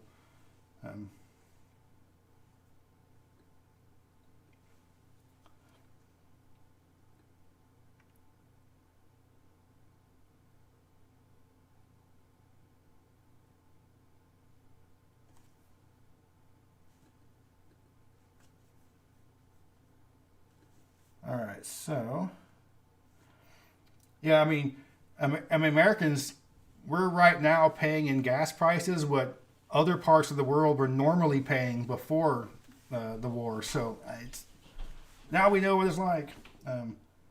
It's cringy now when you see, like with the gas prices, you see these commercials for get the new F950. It gets -4 miles to the barrel. Get one right now.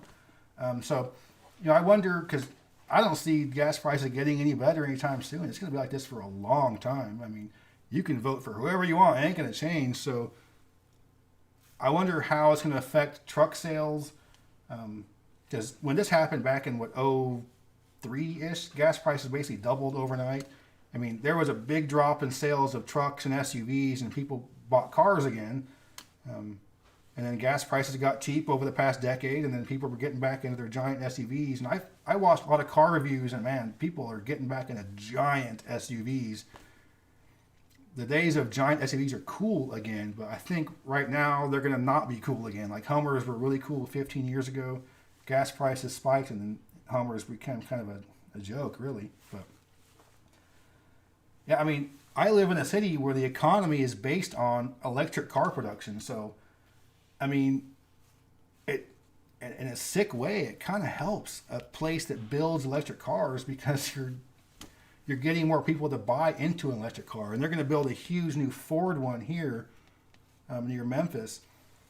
I mean, it sucks that some, like you look right now, Texas, these places, the economy's booming because if the cost of something goes up 10%, companies are going to raise the price 15%. So they're making profit off of inflation. So these places we're all hurting, but these guys are like, oh, we're cha-ching right here. So, some people's misfortune is fortune for some others. As someone that drives not a fuel efficient car, it sucks. That needs 93 octane. But, all right, enough of that.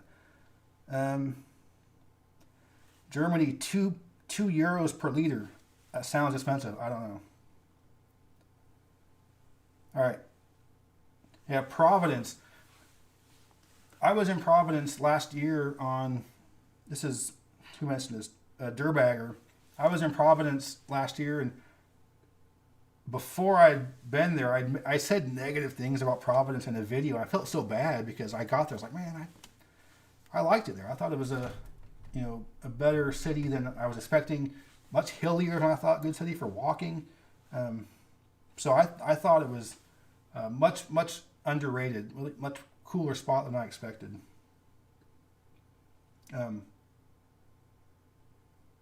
Yeah, it does get a bad rap. I know right around the 2010-ish. It was, I think, the worst economy in the country was Rhode Island. I don't know what was going on there, but it really suffered more than most during that last recession.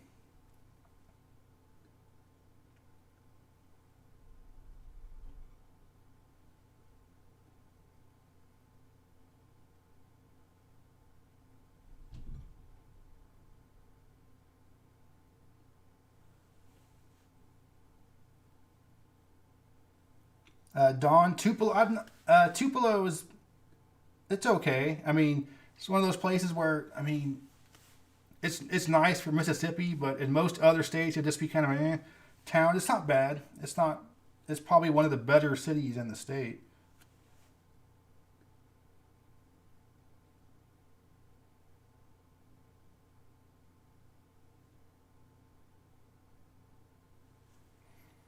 Yes, the new Mississippi flag looks better. It was well designed. Too many flags are like, you can tell the person that designed it doesn't know much about art. It's just kind of like a politician that let's put a word here and a symbol there. It's like our new license plates in Tennessee. I mean, the governor just came up with a design for it, so it just looks stupid. They could have. How many artists would have loved to have just for free submitted something as a way to get onto their license plates, but that's what Mississippi did with their flag. They enlist, or they wanted to get artists to apply to do this stuff for the new flag, as opposed to just a governor or a senator being like, oh, let's draw this and this stripe.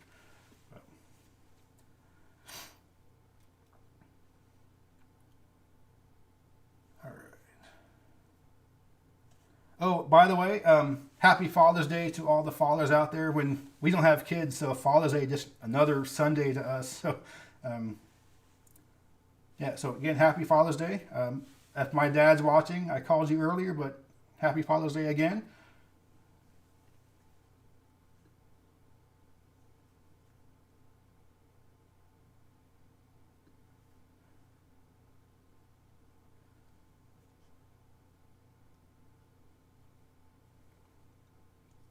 State with the worst and best food. I've not been to Alaska. Alaska and Hawaii are the only two states I haven't been to. I can see Alaska having fantastic seafood and perhaps not much else. I don't know. I'm not sure what Alaska food other than seafood. I mean, I'm sure there's a lot of processed and canned stuff. That's because it kind of has to be. But um, I'm not sure how often people are eating caribou or bear up there. Probably a little bit. I don't know.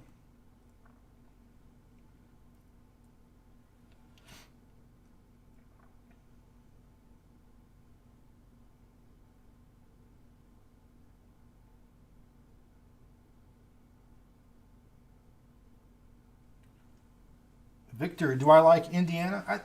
Yeah, I think it's fine. I was just in Indianapolis and parts of the southern part of the state a little bit ago, and when I was in Chicago, I was in Gary and Indiana Dunes. Um, yeah, I was in Gary. That that northeastern part of Gary is like becoming super hipster. I mean, if you're in Chicago and you're sick of the high taxes, but you want to still be near town. I mean, dude, that part of Gary is surprisingly kind of cool. Um, Very strange. About the only time you'll hear positive things about Gary. Write it down.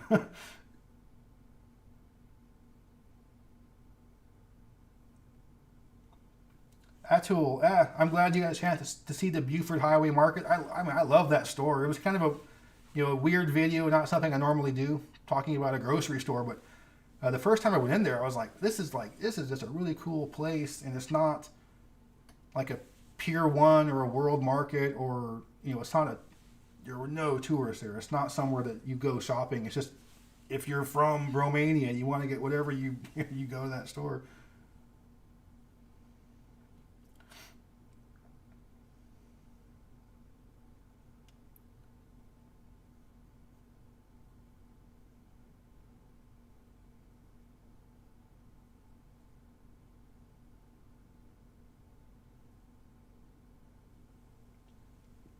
Eric, do I like Uncle Larry's? I'm not sure if you talking about the one here in Chattanooga. Yeah, I do. I haven't been there since before the pandemic. I feel it's been probably a good 3 years. Yeah, I like it. It's a fish fry place, fried chicken. Chattanooga is really good for fried chicken. It's terrible for Southern barbecue, but great for fried chicken.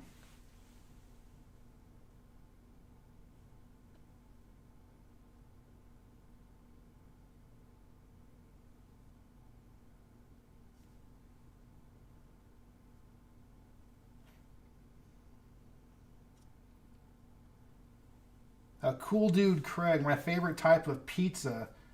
Um, I just talked about Chicago in a recent video. I don't really compare Chicago style pizza to New York. I mean, it's the word pizza, but they're so different. I mean, it's not even the same genre. So I do like the thin style pizza for just like a snack um, but I mean, I don't know exactly what is called New York style. I think that's what you get basically anywhere. Is like Domino's is that New York style? I don't know, but generally thin crust. Well, I don't know. I like thin pizza with a doughy crust. I guess I'm not sure what reason that is, but I did eat some good deep dish there, and also at a place called Kaiser's, I think, in Kenosha.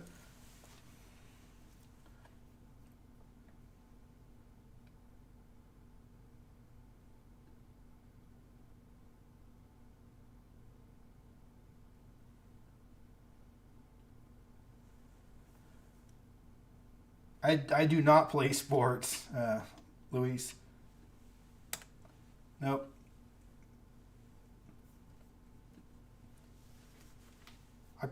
I was decent at sports as a kid, but I just wasn't interested enough to follow it up.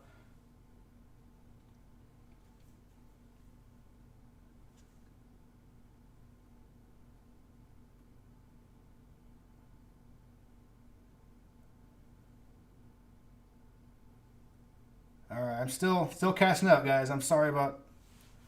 I try to answer as many as I can. That's why my live streams tend to go for quite a while.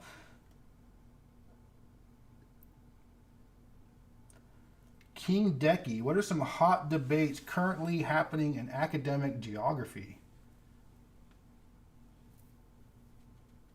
You know, I think right now with the pandemic and people working from home and like a move, like a shift of people in different parts of the country, I think we're starting to see a reevaluation of suburbs, wider interstates going farther and farther out, more traffic. Let's just make the interstates wider and then go farther and farther out. I think we're starting to reevaluate that because that was kind of an old-fashioned mentality.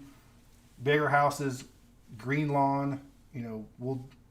We want to be way away from downtown and drive our car half an hour on this 10-lane interstate. So I think you're starting to see a dichotomy of, people want to be this either way out or way in, and the suburbs are growing, but you're starting to see a new look on the way the suburbs should be developing. The existing suburbs, that kind of that 1950s, 60s kind of model, it hasn't worked out the best in every situation. I think we're kind of getting away. You don't see too many cities still doing the thing where, okay, we need to widen this interstate from 8 to 10 lanes. You still see some of that. There still is a need for widening, 6 to 8 lanes kind of thing. But after a while, it gets ridiculous. So I think some of these older values in terms of developing of cities is being reevaluated. And also just, housing density, is it better in the long, like we all want a huge, we'd all love to have 50 acres and then still be a half a mile from that great restaurant we like, but we can't have it all. You have to make some sacrifices. So I think, some of the younger folks, like I'm 45, so people older than me are in the big house, big yard, suburbs, wider interstates. The younger folks tend to be a little more, I dare I say, more responsibly thinking some of these, ideas on how to handle urban growth and just allow more dense development without. It doesn't have to be high-rise apartments. I think a lot of folks think it has to be either a mansion out in the sticks or a 50-story condo building, but there is definitely a compromise there.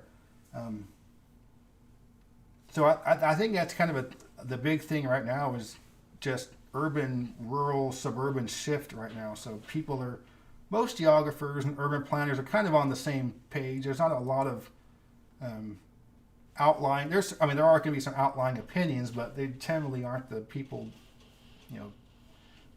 that we, respect. I hate to say that, but most city planners and geographers are on general same page. But in terms of other stuff, there isn't really a lot of disagreement with something like climate change. There's very nitpicky disagreements, but the overall thing is, we're all on board with that. So,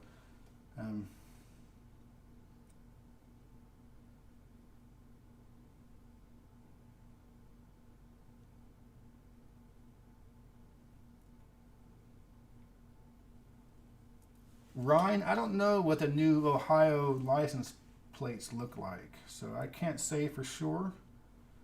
JC from the 209. I was from the 209, but they split it. Now it's the 559, so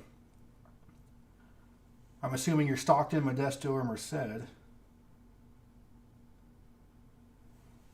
Jerome, I did emergency management, like natural disaster planning, preparedness and response kind of stuff. So I worked in South Carolina. A lot of it was hurricane preparedness and evacuation preparedness.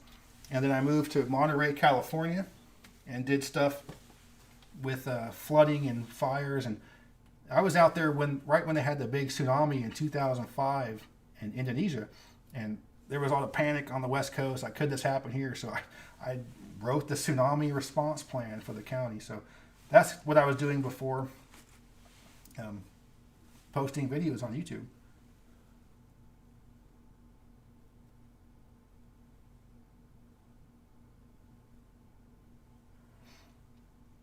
Julius Caesar, glad to see you make an appearance. I was only in this part of Wisconsin, so I'm sure people that live in northern Wisconsin are like, dude, really, all you ever talk about is southeast, but that is where I was, in the southeast part of the state. Not even Madison. I was in Milwaukee for a day and a half. I drove from Chicago to Milwaukee on side roads. I just took was it Sheridan? Excuse me, Sheridan Road, I think, calls the coast or the lakeshore, and then just went through downtown Racine and Kenosha. Yeah, I liked it there. I think Milwaukee is one of the more underrated cities. It's when you look at lists of like the worst cities, Milwaukee is usually on that list. And some of the other ones, I can understand why they might be on some of the worst cities list, but Milwaukee is one I don't know why it shows up on those lists. I think it's all right. I stayed right downtown. It's pretty good for walking. It's not the best city for walking, but it's all right. Lakeshore paths. Yeah, I thought it was pretty cool. I was definitely impressed with it. Very unimpressed with Green Bay. I mentioned it earlier on the stream. It was really dumpy. I was surprised at just the large number of homeless. It was even in today's America, where homelessness is way higher than it used to be. Even through that lens, there was still a lot of homeless in Green Bay. I was really surprised. I wasn't expecting that. It seems like the past 10 years have not been good to Green Bay. Now this might have been perception from being there just for half a day, but I did kind of get that. I had never been to Door County, which is this little peninsula here. Beautiful area. Drove up one side, drove back the other. Did some hiking at the end of the peninsula. Little disappointed that the highway doesn't follow the lake. It's kind of in a little bit, so you can't really see the shore. But yeah, it's real nice. Did the Winnebago, the Lake Winnebago communities, Appleton, Oshkosh, and Fond du Lac, as they pronounce it. I like those towns. Those are all right. And my favorite thing though was Sheboygan, a store called Freak Toys. Stupid name. Man, if you are a middle-aged dude, geeky guy that was into like all the action figures and toys, it's like the best store I've ever seen in terms of the classic action figures and stuff. It was you'll geek out at that place in Sheboygan.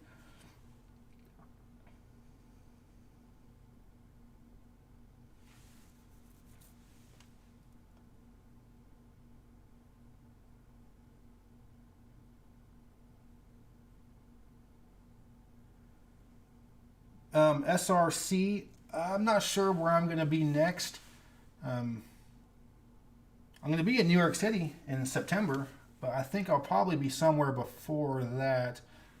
Not sure. I tend to kind of just on a spur of a moment say, okay, I'll go to Indianapolis for a couple days or whatever. So I'm not sure where I'm going to be before New York, but probably somewhere.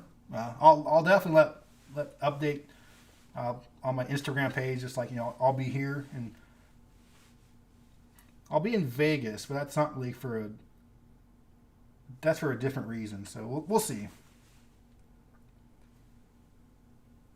Thoughts on Amarillo? It's all right. I've driven through Amarillo a bunch of times. You drive across the country on I-40, you're going to go through Amarillo a lot. I usually go through side streets, like the business route, or go through downtown as opposed to just on the interstate. Yeah, I mean, I wouldn't do the touristy eat the 72-ounce steak, and yeah, I wouldn't do that. It's okay. It's got the Palo Duro Canyon, which is a really cool state park outside of the city. It's a really cool spot that you wouldn't really expect to find in Texas Panhandle. Very, very pretty. It's would be my top spot for a place to live. I mean, it's little bland, but there's definitely it can be a lot worse. I mean, it's all right. I think it gets a worse rap than it deserves.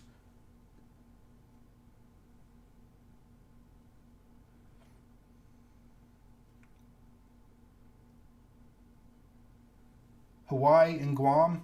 I would love to go to Hawaii and Guam. Have not been there. Haven't been any. I'm not even sure what the farthest west I've been is.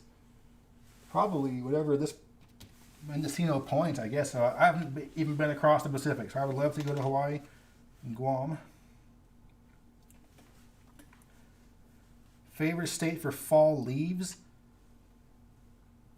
I don't know. I think, honestly, around here is really nice. But, I mean, West Virginia is really nice. Vermont.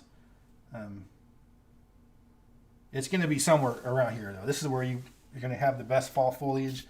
You have a ton of rain in the Appalachians, Great Smokies.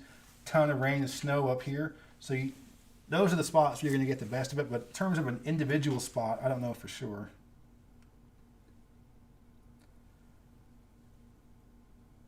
Kretz, I would do a road trip and an EV if I had one, but that's the number one thing that's keeping me from getting one because, I'm all about taking breaks when driving, but I don't want to have to stop for a half an hour every 3 hours. That's a bit too much. And usually it's going to be more than a half an hour, but just in the past couple of years, charging speeds have increased, the charging networks have improved. So I think by the end of this decade, it'll be reasonable to do cross-country trips on an electric car. And I'm not against electric cars. I mean, I like having a rear-wheel drive manual transmission car, but I'll go electric when it's more feasible for long-distance road tripping. It's great for in town. I mean, if you live in a city, like a plug-in hybrid seems like I don't know why those aren't why those aren't being discussed more. I don't know if it's just the complication of having two things. It's a gas engine and electric. It means it might be it's one extra thing to break. I don't know.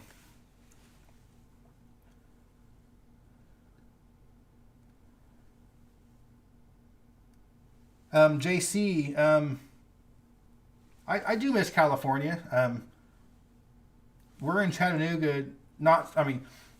You always hear about money and taxes and all these reasons for people to move. It had nothing to do with why we're in Chattanooga.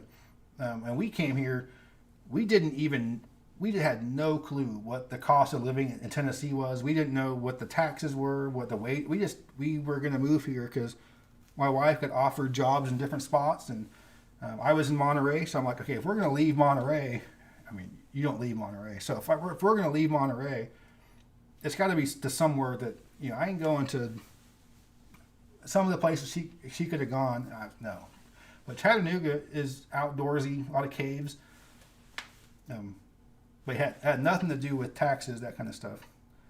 Chattanooga is high crime. We were definitely in the news this past month. A few weeks ago, there was a big shootout with kids, like 12 and 13-year-olds. It was crazy. And then another one. It is high crime per capita, and I love walking around, but I wouldn't. It's not a good city to walk around late by yourself downtown even. So that's a bad sign, I think, for a city when you can't even be in the central business district by yourself at midnight. I think that's pretty reasonable to be.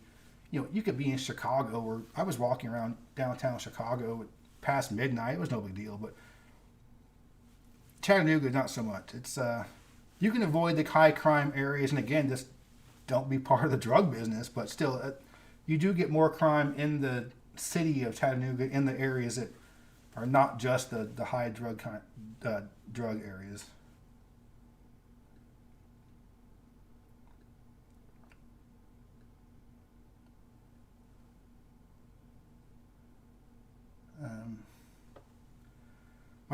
Brent's my favorite New England state. I've only been to New England once. It was last year. I spent a couple of weeks driving around the 6 New England states. And I definitely just fell in love with Maine. It was definitely love at first visit for sure. I just really liked just about every aspect of it. Portland is my kind of it's very similar to Asheville, North Carolina, and Santa Fe. Different parts of the country, different climate and culture, but similar layout and feel and size. And I like that type of city where it's not that big, but it offers things that much bigger cities have. So I really liked Portland, but I also liked the rural areas. Maine people in Maine are weird, and I like that. I like the weirdness of Maine. So it was my kind of weird. There's people that are weird everywhere, but Maine, those are my kind of weird people. So there was something about that I just really enjoyed. I also love Vermont, and I didn't get a chance to see much. I didn't get to see the good parts of Connecticut and Rhode Island, so I can't say too much. I was in the cities. I didn't get a chance to see the coastal areas or the islands I would have really liked to have seen. So, but from what I saw last year, definitely Maine, and Boston's one of my favorite big cities in the country. Green Bay is the drunkest city in America.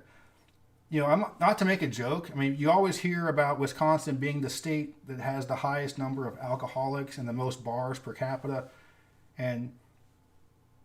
but I was driving around, and just the number of bars you would see, you'd just be dry cleaner, bar, couple, another bar. And I was like, well, how can there be so many bars? And I know it's really cliche with Wisconsin, but it did really seem like there was so many more alcohol establishments there. So I know it's beer culture, a lot of German heritage there, but the stereotypes are kind of true when it comes to that.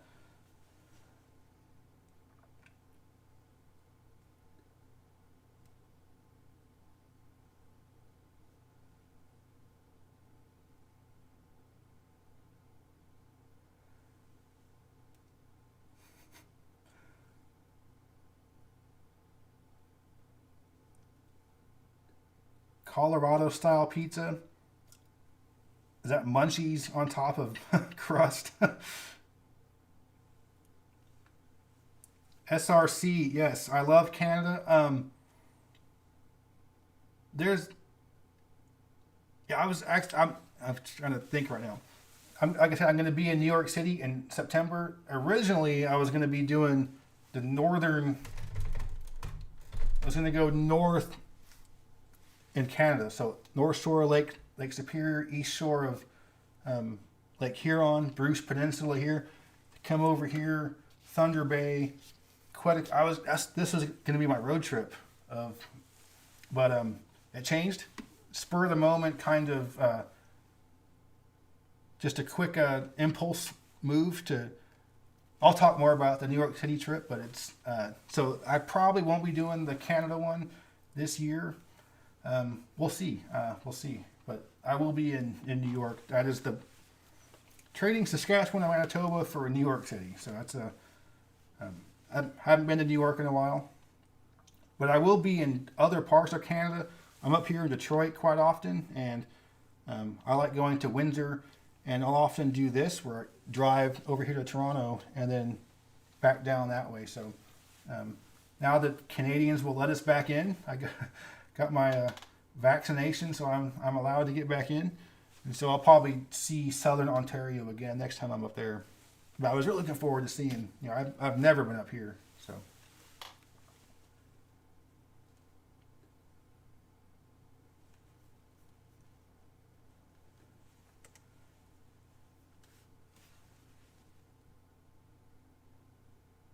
All right.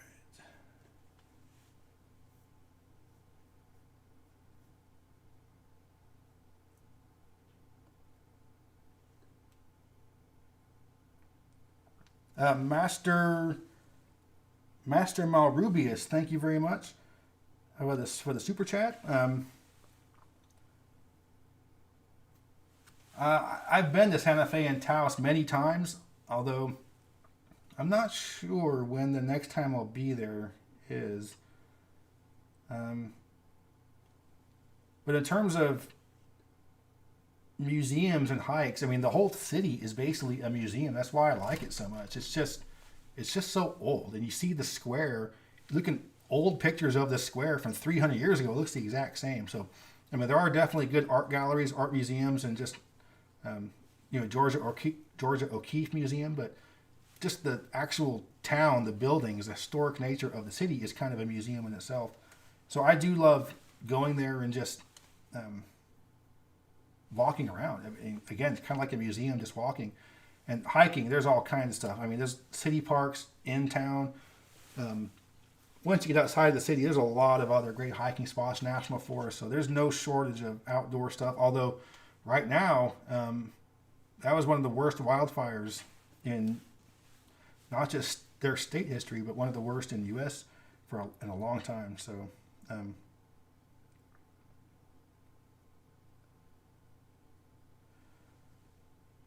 Random Green, thank you very much.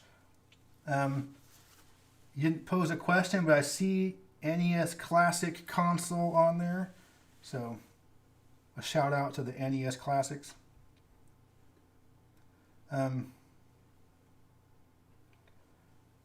Ever had Filipino food? Emily, I have. Adobo? Is that what it's called? Chicken adobo? I can't remember what it's called. I think it's adobo. It was really good. I was expecting it to be spicy. I don't know why I thought it'd be really spicy, but it certainly wasn't. But it was really good. The town I grew up in is probably like 8% Asian. Most are Filipino or Hmong. So there were a lot of Filipinos in there in the town, and the grocery stores would have a section of Filipino ethnic groceries and stuff. So it was, yeah, adobo is the mix I would get and mix it with the chicken. And as far as a Filipino restaurant, I've never been to one.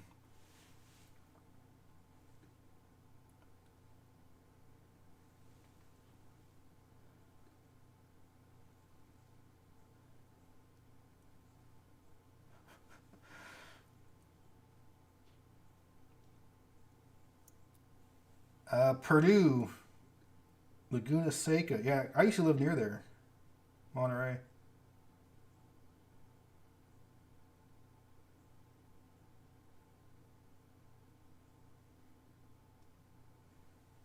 Asheville has one of the highest crime rates in the country. Really? I can see it having a lot of property crime, but as far as violent crime, it's a pretty safe place. But yeah, I can. There's a lot of drifters. It's a popular city for drifters, and so you do get that kind of you know you're more like not you're a little bit above average like car break-ins and stuff like that. But as far as like shootings and gang stuff, like really bad stuff, I think it's reasonably safe. Maybe the past few years it's gotten bad. I don't know.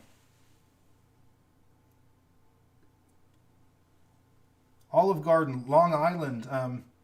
Not very familiar with it. I've been to Brooklyn and Queens, but in terms of like what people call Long Island east of that, I haven't really ever been there. So um, I'll probably check it out when I'm up there in September. I would like to drive to the end of the island, like Southampton or the Hamptons or whatever. Um, but yeah, I've not spent much time there, or any time east of the city on the island.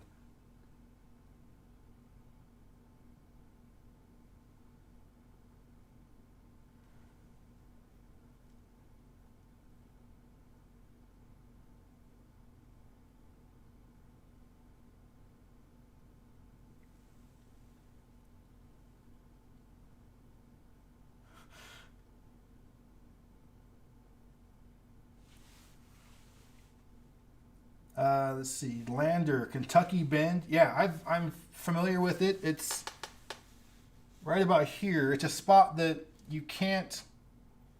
If you want to drive there, you have to go out of state and then come back in.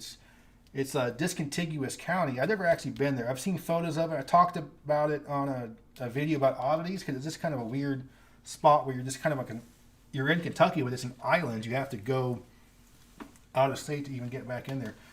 Another place like that in Michigan where you have to kind of go into Ohio to access back into it. And of course, the big one up here, uh, the Northwest Angle in Minnesota, and then Point Roberts there. Those are the ones that are like that.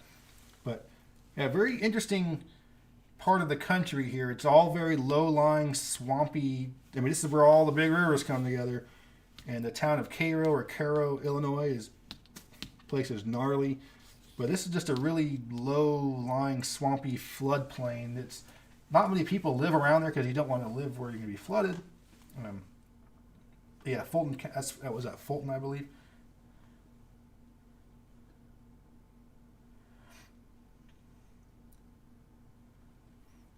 Cameron, I've been on almost all the main east-west routes for road trips, whether it be 10, 20, 40, 70, 80, 90, 64 goes through a big chunk of the country. I'll often do north-south ones. We're going up to Michigan down here, or down to Florida and back up. But because of all that is why I haven't been up to the Northwest too many times, because I've lived here, and most of my trips are there, or maybe I'll do a little, a bell curve kind of route. But I always seem to skip the Northwest. This is why I haven't spent as much time there, and so I haven't talked about it as much. But I've done the southern half of the country. I've probably been there, and this area too. I've probably been there as well. So, but I don't usually stick to one route. So the last one I was on, the big cross country one, I was taking side roads and getting off the interstate, and I was going through hill country in Texas and San Angelo and San Saba, really cool area. So I think getting off the interstate helps a lot. I'll get on the interstate to make tracks, but I tend to stay off the main roads too much. Like again, driving from Chicago to Milwaukee just on regular streets, it took a long time, but a lot of fun.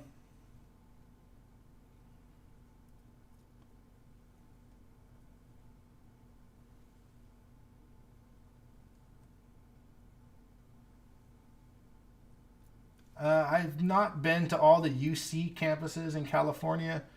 My brother went to Davis. I've been UCLA campus quite a bit. Santa Cruz is really cool campus. Not familiar with Irvine or San Diego, and the new one Merced. I'm not sure why they even. Anyway.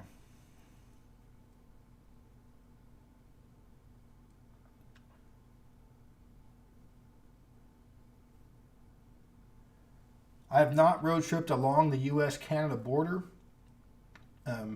I've been to a lot of individual spots, but I've never done the route.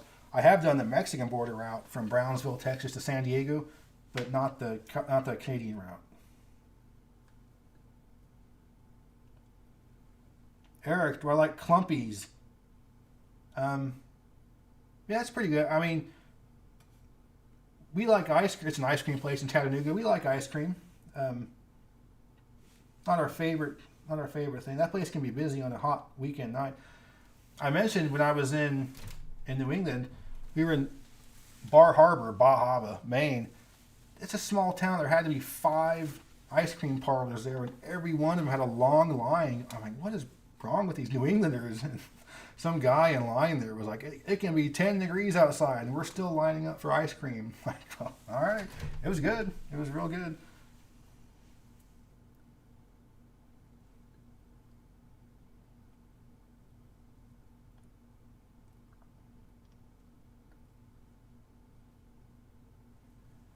Chicken Marsala, where would I consider moving to outside the U.S.? It would be close. It'd be either Mexico or the Caribbean. I probably couldn't live in another part of the world for a long period of time. I could live anywhere for a few months, but in terms of permanent, I would need to be a reasonably short flight away from the U.S. I mean, I'd love to do like New Zealand for a year or something, but in terms of settling down, Baja Peninsula of Mexico, or the southern Caribbean islands, Grenada specifically. Yeah, I mean, I love the Caribbean. Every time I go down there, I'm like, why are we coming back home? Why are we going to the airport? Let's just stay here. I have not been to any of the U.S. territories.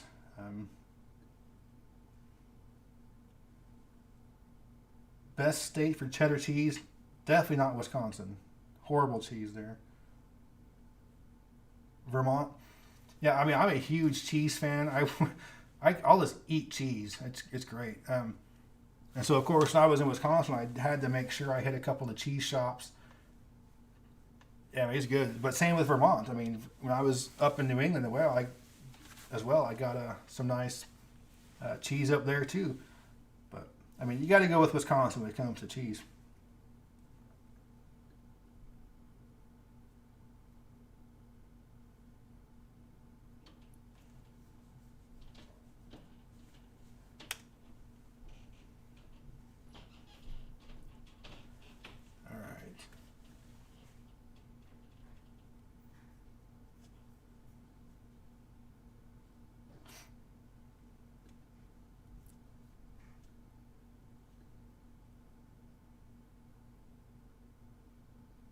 John Lee, thank you very much for the super chat. I appreciate that very much. Zach, thank you very much for the super chat. I don't think really any particular thing got me into geography. I was just naturally, I just started picking up atlases when I was a kid and reading maps and stuff. So I don't know if there was any one particular catalyst, but when I was a little kid, we had the book encyclopedias, and I would just get the ones out and just start reading, Afghanistan, Albania, I'll just go through all the countries and just read about them. And later 80s, we got the CD-ROM. Of course, when we got our personal computer at home, the very first CD-ROM I got was an atlas. It was just, so I don't think I just loved maps always growing up. So just got me interested in learning about places and seeing what places I haven't been to might be like.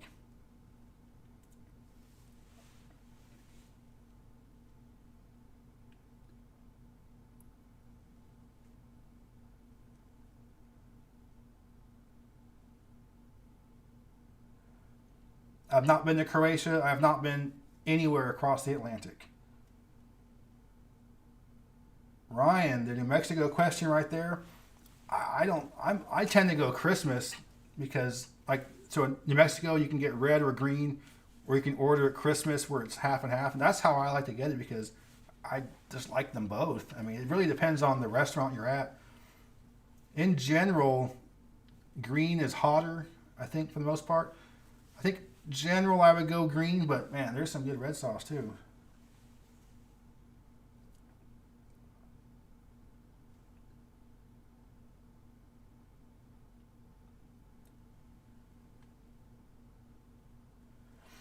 Some nice mid-sized cities around the Great Lakes. Mid-size is, it's a subjective term. So Grand Rapids, for some people, is mid-size. Some that's a big city. If you live in Chicago, it's a small town. So I thought right here, Sheboygan, Manitowoc, Wisconsin, I think it was a really nice area. Just basically this whole western shore of Michigan, the Lower Peninsula, is really nice. Again, I think Buffalo's underrated. I'm not a huge fan of Rochester. Erie is, making maybe a small comeback. It used to be really trashy, but last time I was there, it wasn't bad at all. But it depends on what you call mid-size. I like Duluth.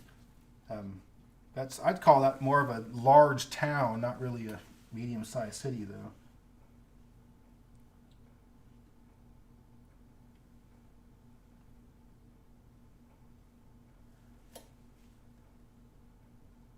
Kiowa Island, Dundee. I love Kiowa. It's very upscale. We couldn't afford to live there, but I like the islands off of Charleston in general.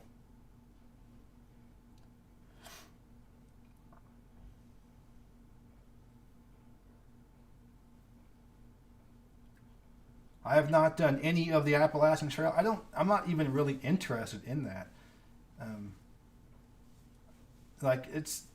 I've known people that have done it, and there's we see people on it all the time. It's almost like a highway, and I think for some people it's more of a thing you want, like a accomplishment. It's like on their bucket list kind of thing. And I just want to, if I'm out hiking, I want to be in the wilderness, kind of not many folks around. So it just sounds not as quiet as it might otherwise be. Adele, I don't know what my accent is. It's all over the place. I can sound like a Californian sometimes. I can sound like a Tennessee redneck sometimes too. So it just depends on how long it's been since I've been into California. There's a video about ranking the welcome signs, and I did that video after driving. I was like, oh, that'd be kind of a cool. I'm passing all these welcome signs. That'll be a cool thing to talk about. And I was just in California for a while, and I sound like I never left. I have the West Coast accent in that video, but then there are other ones where I haven't been out there in a long time, and I'll sound like I've never left Tennessee.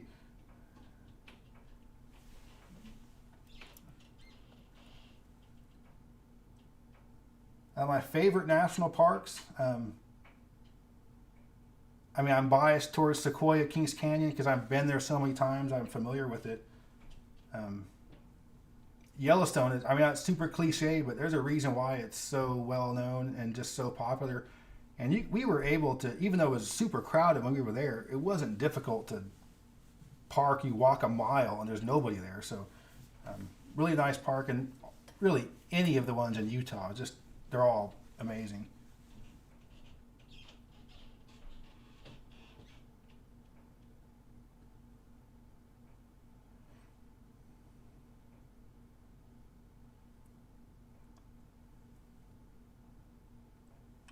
Mexico, we've only been to MW. We've only been to basically tourist areas. We were in Baja. We went down to Cabo San Lucas and that area down there, and then we were also in Puerto Vallarta and just kind of the area we left.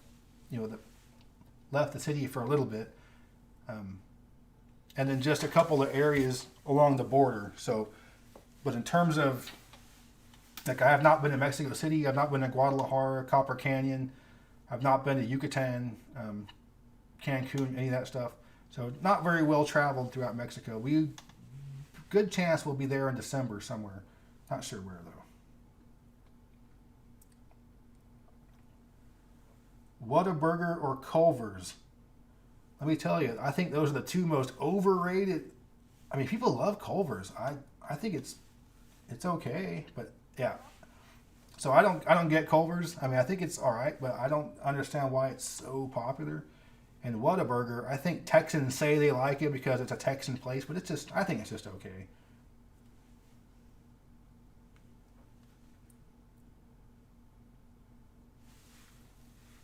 Favorite interstate food and gas stop? Uh, I don't know. There's a really cool spot called Russell's Travel Center. It's right here along I-40 in eastern New Mexico. It's like a classic car museum. It's really strange. You pump gas, you go inside and get a Coke or something, and it's like, wait a minute, why are all these classic cars in here? You end up spending a half an hour there without even realizing it. There's a place called Robertson's Ham Sandwiches. That's literally what it's called. I don't know exactly where it is. It's somewhere on I-40 in Oklahoma. It's literally ham sandwiches.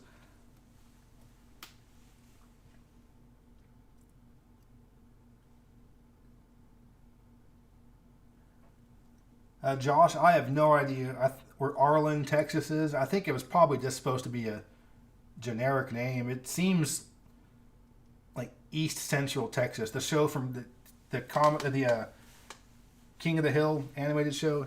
It just seemed like this part of Texas, but I think it was just kind of like Springfield for Simpsons, just meant to be a generic kind of thing. Cameron, I don't really drink that much beer, honestly. I'm not really much of a beer drinker. Um, I'm definitely not like hipster, like I want the IPA something something. I don't even know what that means. So there's a cool place in town that has like a microbrew, and it's owned by geologists, and the beers have like geology type names. So I like to get them because just to support them. But I'm not really a huge beer drinker. Speeding tickets, no, I've never gotten one. Oh no, I gotten one like 20 years ago. But yeah, I'm chill. I'm not even giving the cops time of day to pull me over. It's just, I mean, when you get pulled over, you spend so much time. They take so much time to just, dude, can you just give me the ticket? So I just can't afford to waste a half an hour being pulled over. So I drive. I use the cruise control. I put it like 5 miles an hour over the speed limit, and I've never had any issues.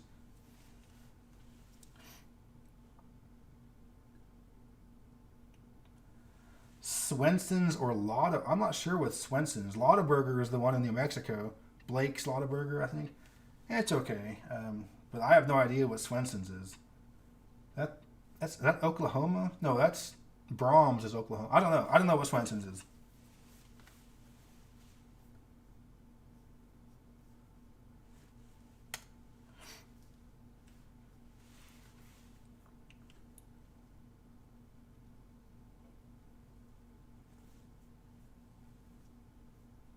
All right, gonna Yeah, the older I get, the less I drink. I used to do some dumb stuff in college, but much more laid back now. Jay, thank you very much for the £5 British. I think is that British pounds. I think the most surprising pins for the EU was, I mean, I guess it wasn't really surprising, but that there were more for the Netherlands than the UK or France combined. I thought that was pretty interesting. People, yeah, Netherlands usually ends up highly rated in the geography world and urban planners. Yeah, I mean, there's a channel called Not Just Bikes, and there's a video talking about stoplights, and I hate stoplights. They're like the bane of my existence. But in the Netherlands, the stoplights are programmed so they actually work properly. So that was a little surprising. Not so much that people want the Netherlands, but it was just more than these much larger countries. Same with Norway. There was several for Norway, but then none for a lot of the other countries. One for Iceland. One for Latvia. That was kind of surprising. Yeah, I thought there would be more for the UK. A lot of viewers from the UK, but like most of the UK viewers, like, I want to be somewhere else. So I guess that was a little surprising too. That, I mean, all the pins that are for the UK were people from there, but you know, of the 10 people from there that bought a pin, 8 of them picked somewhere else. So I'm not sure why that is.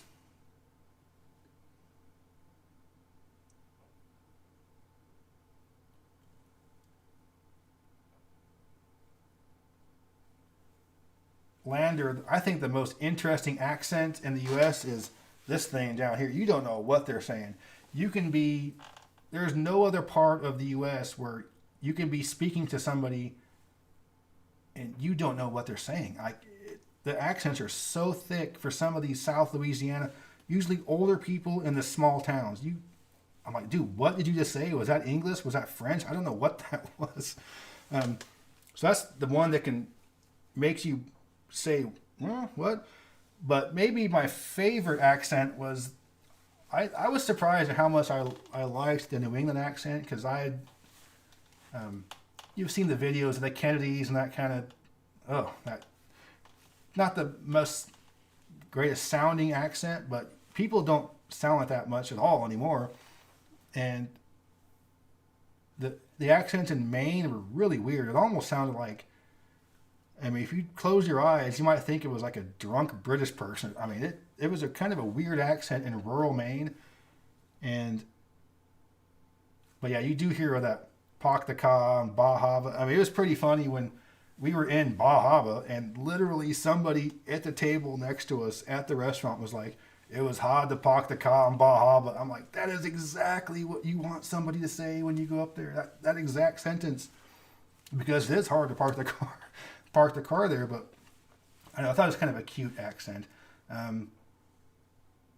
Michigan accent, oh, it's so cute.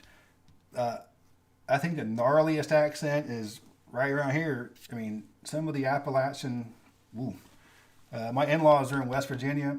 Those are some accents. Northeast Tennessee, that's thick.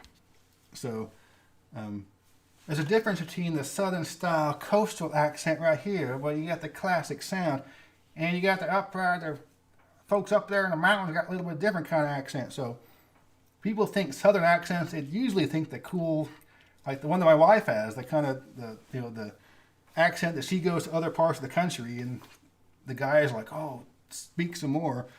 But this accent, no, you don't. not the best one, but here, Northeast, and here, I think maybe the water. That's a good. I never really thought about that. Places surrounded by water, swampy, Great Lakes, and just all the. I don't know. Maybe all that water makes the accents kind of weird. But also with accents, a lot of folks. I mean, people blame California for everything. So something else that we're losing our accents. People used to have an accent. It's California's fault. I'm like, Californians have an accent. They're not changing the accents. The country is coming to this accent. Because kind of an irony with the U.S. is the flattest accents are in the parts of the country that have the highest elevation. There's no Colorado or Utah accent. That's kind of the neutral thing. But Californians have an accent. We do sound a little bit different, and you will know when somebody's from California because we do have an accent. But the Colorado sound is a little more like this, just kind of basic. There's no inflection at all. So don't blame Californians for your state losing an accent.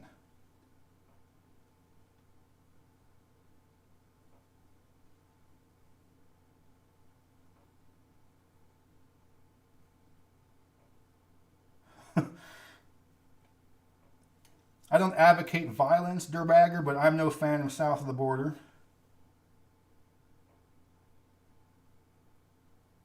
Todd, I would love to visit England, but no plans. Yeah, I'd love to, but no plans.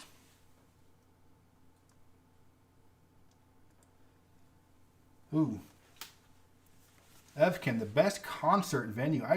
For as much as I love music, I don't go to a ton of concerts, but I do definitely prefer the places that have fixed seating in the front half and then a rising lawn in the back, because we would always get lawn tickets. Like general admission is always way cheaper, but you get there early with a blanket, you get to the front of the lawn. So any of those kinds, like Shoreline and the Bay Area, California, there's the one in Charlotte I've seen some shows at. There's one in Detroit area like that. So there's a bunch of like the one with a lawn, and I prefer those. Or a club show where you're on the floor and you can just, I'm 6'1", 210. I'll get up to the front. So I like those kind of places. I don't like stadium shows. I just rather listen to it on record than go to see it at the stadium.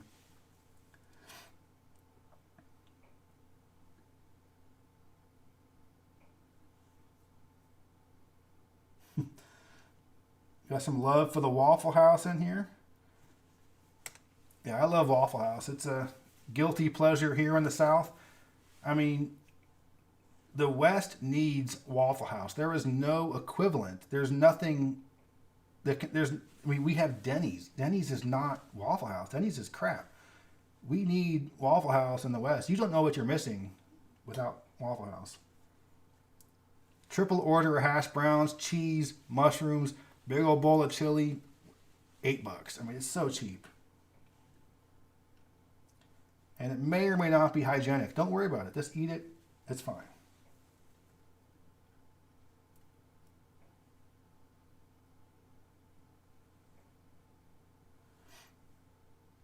Prius killer. I-40 near Charlotte. I can't think of anything specific. So you're talking like right here, I-40 goes through Asheville, then near Hickory. I was happy with Hickory. I thought it would be kind of a dumpy redneck town, but it was kind of nice. I liked it. Charlotte, and then I-40 goes out to Wilmington. But as far as a specific spot to see, I'm sorry, I don't really have anything like for you on the spot right here, but I think Charlotte is improved a lot. I was worried it would become Los Angeles, Atlanta-esque. That's kind of the route it looked like it was taking about 20 years ago. Just more interstates, just build farther out, wider. But the last time I was there, they've done a lot more infill, replacing some of the old warehouses and things that have been derelict. So I think they've done a good job with some of the improvements there. And then just the area between here is nice country, but I can't think of any specific spot that would be a great place to stop.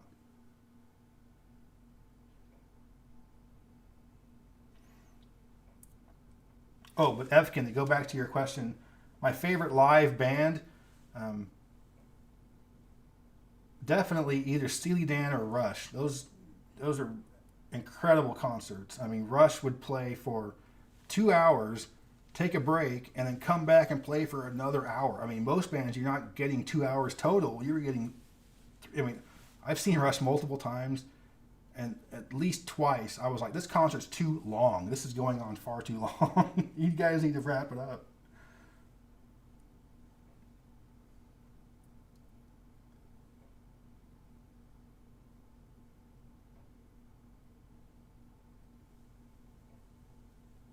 Hodor, the most obnoxiously rich part of the country. Um, the really wealthy places, I don't tend to hang out there, so I don't have a lot of, you know, run-in experience hanging out with some of these really high-end areas. I don't find really rich areas to be anywhere near as interesting as just middle class or poor areas. Um, but with that being said, South Orange County, California, can be kind of D-baggish. I was pleasantly surprised with New England. Some of the really wealthy areas, it wasn't like super snobby. It wasn't a lot of looking down at you because you're from Tennessee. You're stupid redneck, but it wasn't that kind of stuff at all. I mean, here in Chattanooga, it's kind of annoying, the old money. I think it's probably similar other places where old money tends to be, I don't know. New money is always nicer people, the people that earned their money, that kind of built things up. But some of the southern old money can be kind of annoying. Like, we're better than you because I was born in the wealth, But as far as an overall place, I don't know. Marin County, California is mostly laid back, but there are some straight up just, not the friendly rich folks all the time, but yeah, I don't really hang out too much in really wealthy areas. I tend to hang out with the middle class and poor folks. Those are my people.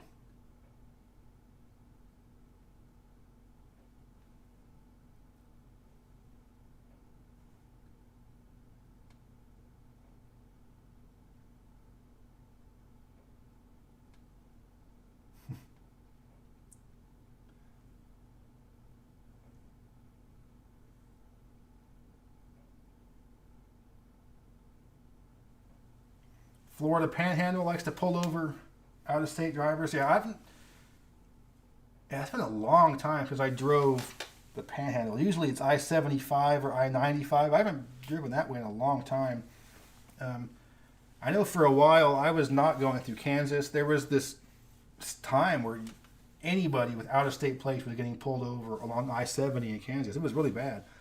And it turned out it was literally one cop. It was like one cop. He got busted for doing other, like he's planting evidence, or he was doing other stuff.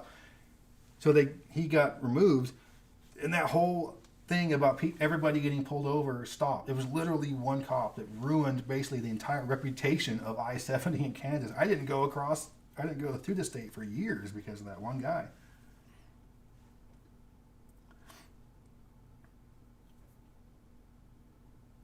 Tamara, very, very good question, because yes, I had valley fever. I have it. You don't ever get rid of it. It's awful. Now it's not technically valley fever, and if you're not familiar with what that is, it's essentially a fungus, and it got into my lungs, and it's called valley fever because it's prevalent in dusty areas. Now, I was in national parks here in southwest Utah. I don't know where I picked it up, but it's often kicked up in desert, and I breathed in this dust, this dirt that had the fungus, the valley. It's not exactly valley fever, but very similar. And so if you're familiar with histoplasmosis, it's something you can find in some of the warm caves in the south here.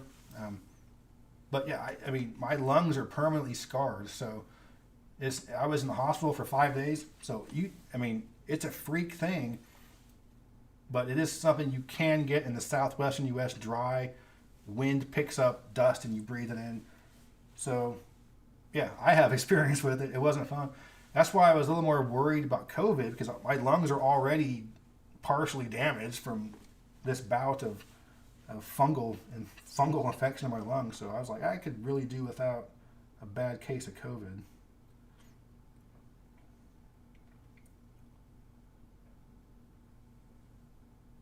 I do generally root for Northern California sports teams. I hate LA teams. As far as basketball specifically, that's the one sport I don't really care that much about. But I'll root for the Sacramento Kings. They win once every 5 years or so it's nice.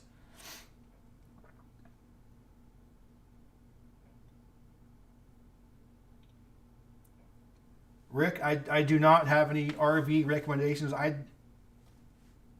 I'm a straight car and motel camping driver for road trips.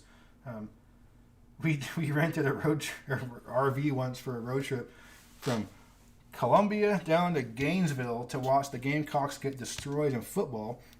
He rented an RV and we took turns driving. No, it was fun for like 5 minutes to be doing this. I got the big old no. But as far as RV tripping, no, the national parks are great. You have a lot of great spots to hook up at the national parks. But as far as the actual road tripping or specifics to RV, I don't know.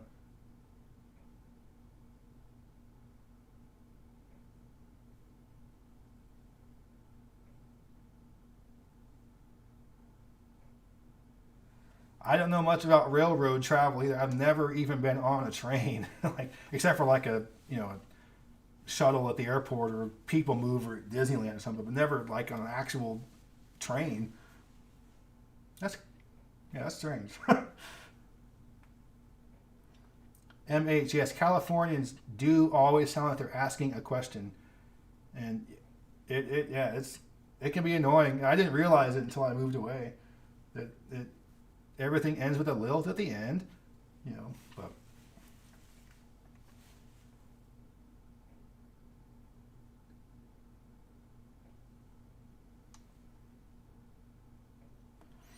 actually, Michael, that's an LA thing. People in Northern California don't say the 80. You won't hear people say the 80 or the 101 in Northern California. That's an LA thing, like the 405 or the 60 or whatever. Um, just one of the many things that makes LA inferior to the other half of the state.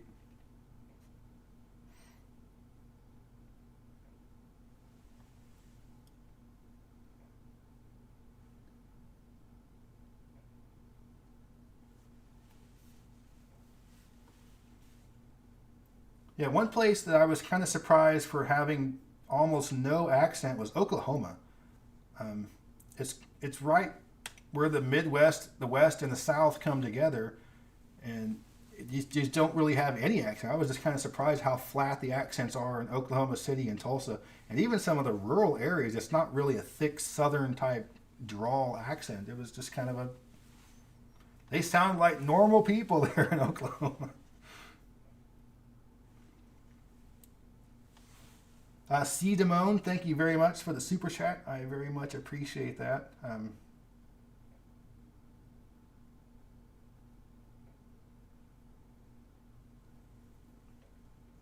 Fish, I'm not a huge Fish fan. I like him, but I'm definitely not like whatever song they play. I know it. I mean, no, they're mostly a live band. They're the kind of band that people follow and roadie with. So I'm not a huge Fish fan.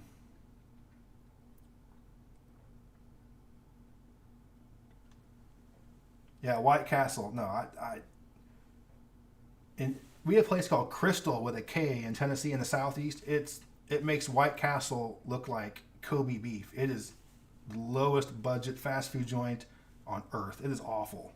It's embarrassing that it's in Chattanooga where it's headquartered. It's like it's like White Castle style if the ingredients for White Castle weren't so high quality. That's what Crystal is.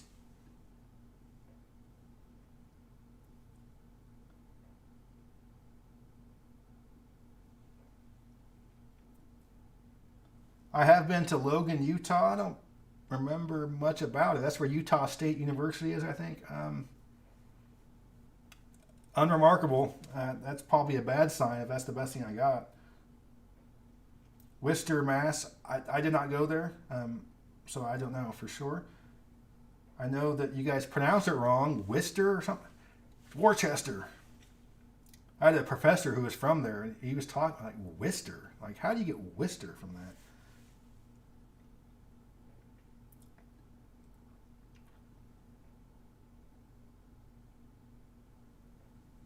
I don't have any plans for Alaska. It's always like, yes, I would go. Yes, tomorrow I would go, but I don't have any plans. Um, it's because I don't mind doing, like, I have a lot of free time. I have more free time than most people I know, so I can go on a quick trip to Chicago for the week and just take off by myself. But I wouldn't want to go to Alaska by myself. That's not the kind of place I'd want to be with. I want to be with my wife or friends or somebody. I mean, that's same with why I haven't traveled overseas, because I don't want to go by myself. I could if that's the only way, but I'd prefer Alaska to be something I would, share with somebody else. That's a long drive by myself, or a flight and then a seaplane to a small little dirt strip out in the middle of nowhere. But no plans for Alaska. I'd love to go. I love Lake Tahoe. That was the first time I ever left the state of California, was to go across the border to Lake Tahoe.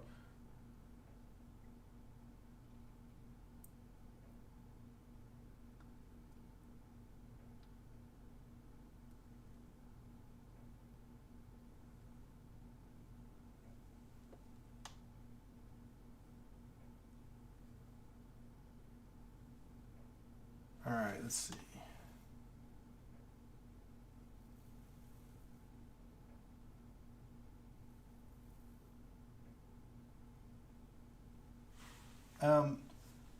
Yeah, Bill, I mean, people know that New Mexico is my favorite state. I don't really get into least favorite stuff as much. I'm not trying to be mean, but for me, least is always going to be, least favorite is going to always be because of physical geography. It's going to be because of, I just don't like the physical geography. So, like, for example, I'm not a huge fan of Florida. I mean, I like Tampa. I like a lot of the state, but it's always hot. It's always hot there. There's no mountains. I mean, I love paddling, but it's always hot. So I would say Florida is one of my least favorite states, but it's not because of Florida. It's because it's just always hot. There's no mountains. And then a place like Delaware, I mean, it's just so small. How can you? I have to hate it. What is there in Delaware? My brother lives there, but I like just about everywhere. I more like these places as opposed to hate these places, because everywhere has positives and negatives. So even New Mexico, I love it, but man, there's some gnarl in New Mexico for sure. Yeah, Kansas people from Kansas don't like me. A couple of trolly things I did with Kansas. It's not one of my favorite states, but it's not because I hate it. It's just because it's not very scenic, and it doesn't have, big cities I like. So it has nothing to do with the people of Kansas. I mean, it's Mr. Beat's fault, really. I mean,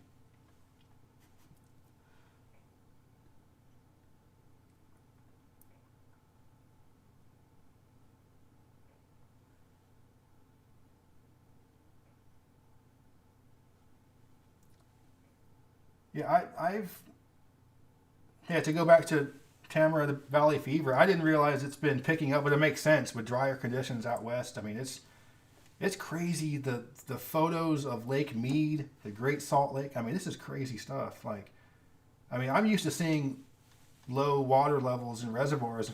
I mean, even when I was a kid in California, but I mean, when the huge ones, Mead and Great Salt Lake and Lake Powell, when the huge ones are drying up, that's scary. Really scary.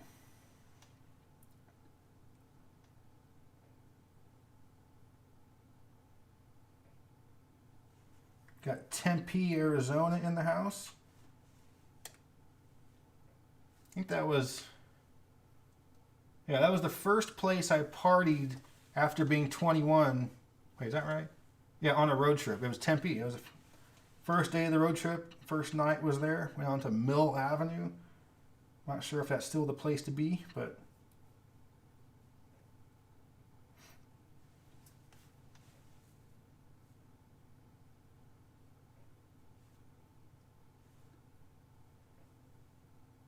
all right. So the way it's going to go, I'm not gonna do any geography quizzes.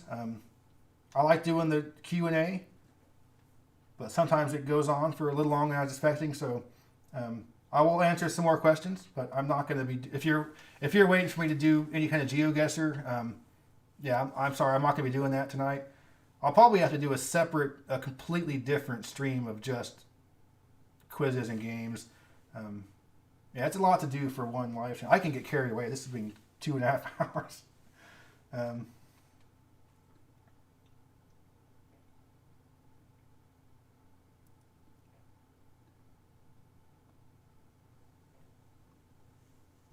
Timothy, the next up and coming hot city. Um, I had mentioned Huntsville, Alabama, but I don't see it being the next up and coming. I'm just kind of surprised it hasn't already been. I think the fact that it's Alabama hurts because you ask people in any other part of the country, Alabama doesn't bring positive connotations for most people. So it's like Huntsville, Alabama, I'm not moving there. But it's nice. So but I don't see it becoming the next big thing. I'm kind of surprised Oklahoma City hasn't become a big thing yet. My guess would be a lot of folks are moving for tax reasons, and Oklahoma is not a low tax state. It's kind of a high tax state, surprisingly. I'm not sure if that has anything to do with it because people are moving here in Texas, but I'm not sure why Oklahoma City hasn't been or Tulsa. Even Tulsa was a lot better last time I was there. I think in general, my prediction would be Rust Belt cities in general. I think people are, the Sun Belt is, it's the ebb and flow, man. People were here and they moved up there and they moved down here, and I think you're going to start seeing it's getting so expensive in the South that now it's cheaper in the North, and so people want to be where it's cheaper, and so for up until now, I think literally the pandemic flipped where things are cheaper. It's now more expensive here than here. Now, still the Northeast is still very expensive, but this is cheaper than this, and that's a lot different than 10 years ago. So I think the Rust Belt in general is going to pick up. I mean, I keep saying Pittsburgh. People don't like Pittsburgh, but I love it. But I can see places like Buffalo, like Pittsburgh. Chicago saw population growth for the first time in a while. I think Detroit, again, will have population growth. Population decline has slowed in Milwaukee. It's slowed in St. Louis. So I think things are starting to pick up. People are starting to sniff around West Virginia a little bit. I still think it's, not quite ready for moving for most people, but I look for the Rust Belt to be the hot stuff, and by the end of this decade, I can see people. And we look at how fast Texas went from being cheap to not cheap. It's not expensive in Texas, but it used to be really cheap, and now it's just kind of. Used to be really low tax. Now it's kind of average tax. Nashville went from cheap to expensive within 10 years. I mean, so that's happened in a lot of places, but I do think, and not me, but the rest of you guys are able to handle cold better than me. A lot of folks are Sunbelt because of temperature, not because of jobs and money. That's us. We're Sunbelt because of physical geography. That's really the only thing keeping us from probably being in New England or is just the cold. But a lot of folks can't do summers in the South, so it's all personal preference. But I think most people are more cold tolerant than I am. I'm pretty wimpy when it comes to that. I mean, California, South Carolina, and Tennessee aren't going to prepare you for the coldest winters.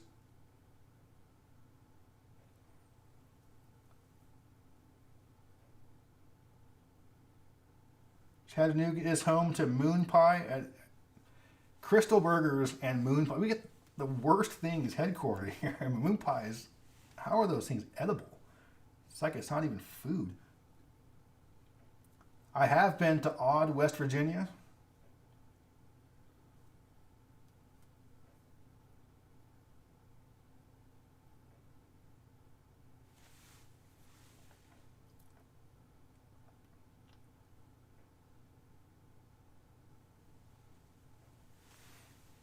Raymond, I haven't spoken a lot about San Diego. It's the most popular city for this map. It's hard to see with the water, but there's a ton of pins here. It's the most popular. It's one of those places where, you can talk about I don't like New York. It's too busy. It's too crowded. It's too expensive. It's loud. It's New York.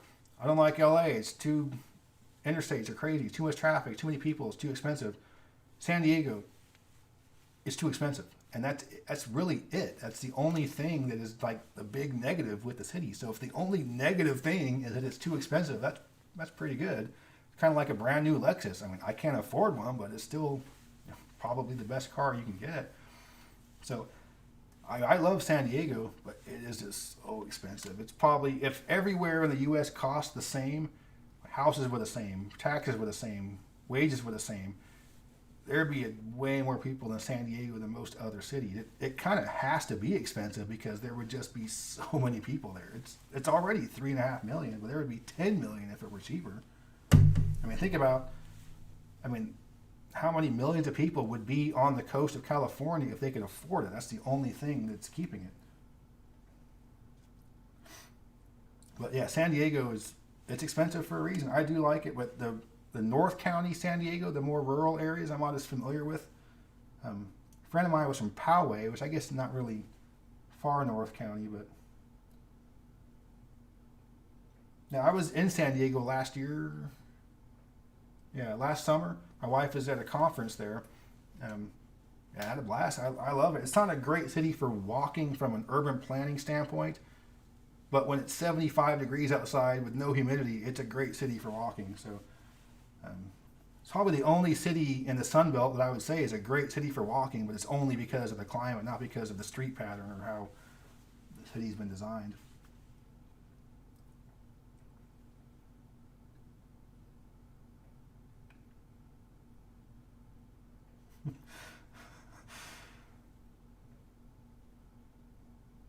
Yeah, Glenn, Alaska can get pretty warm in the interior parts of the state.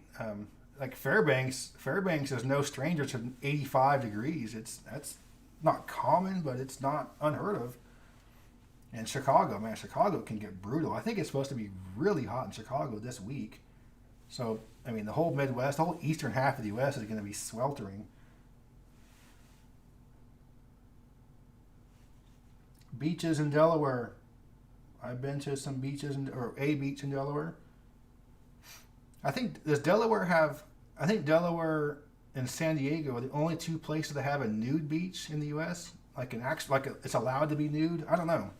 Not really my thing, but I think there is one in Delaware. If you're into that. Florida Keys might. I don't know if anything's officially nude there. Why is New Jersey a joke? I don't think it's a joke. I'm going to be driving up. I'll be in Wilmington before going to New York City.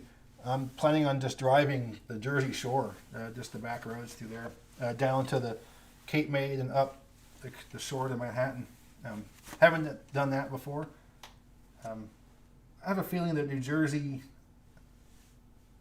I think it'll probably be better than I expected, but just because it's basically one giant suburb, it's just not really my place in terms of a place to live, but I mean, it's basically a suburb that size.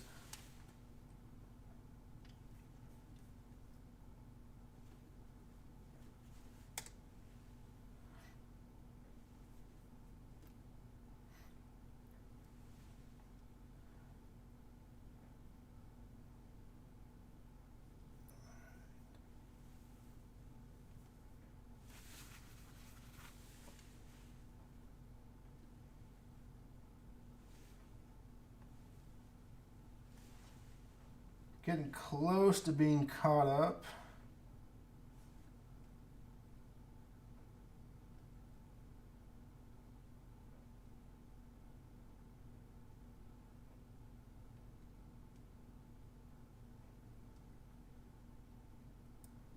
Thank you, Jay, very much for the British pounds. I was surprised with several in Taiwan. Not that Taiwan's a bad place. I was just surprised that there were several there. There were more in Taiwan, or there was as many in Taiwan as the rest of Southeast Asia combined. Well, you look at what's just in the past 6 months with Taiwan, things are a little more on edge. Because, I mean, Taiwan is I mean, technically on paper is part of China. I mean, they're not part of China, but I mean, they are. So they can't. I mean, what are they supposed to do if they declare independence? China invades them. Were you supposed to help? I don't know. So I would like to know if Taiwan is still a desirable place to live based on literally today's geopolitics. It seems like it'd be kind of a scary place to be, honestly. I would be, scared to live in Hong Kong or Taiwan or Macau. I mean, you just never know when things will just flip. Taiwan should be. I mean, it is an independent country, but it should literally be an independent country. But that's beyond the scope of this channel, though. Pac-Man, yeah, that is my most outdated video for sure. The best and worst hotel chains. Things have changed a lot since that video posted, because costs have gone up so much in the past few years that some of the chains have decided to keep the same level of quality but raise their rates. That's what Holiday Inn Express has done, Hampton Inn, Wingate, and then others have said, okay, we're going to keep the same rates, but we're going to go down a notch. So like Red Roof Inn has done that. Red Roof Inns 10 years ago were okay. There's starting to be some gnarly, sketchy ones. So some of these different chains have taken a different approach to costs. So I do need to update that video, because I was surprised at some of the comfort and quality inns have gone down in quality.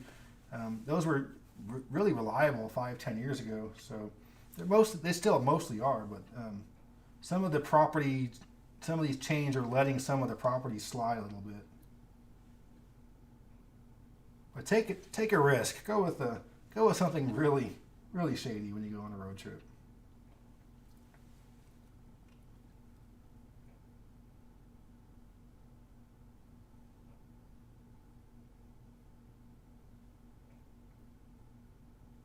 Yeah, one thing interesting about Delaware is it's a small state, but it's one of the largest producers of poultry in the country. So, I mean, the whole southern half of the state's basically a giant chicken farm.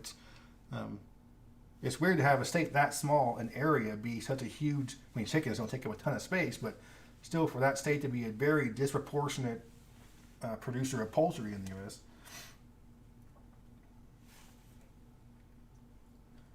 I have been to the UP of Michigan, TMAC.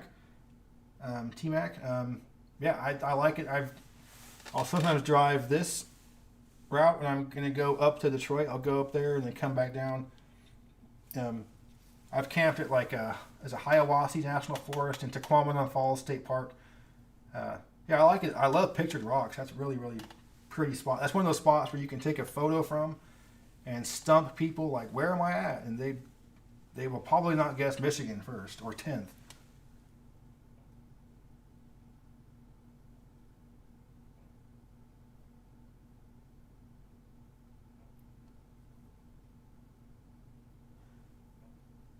Hodor, this is a good question. Any city that's pretty crappy, that's also near an expensive metro. Yeah, let me tell you one. It's called Salinas, California.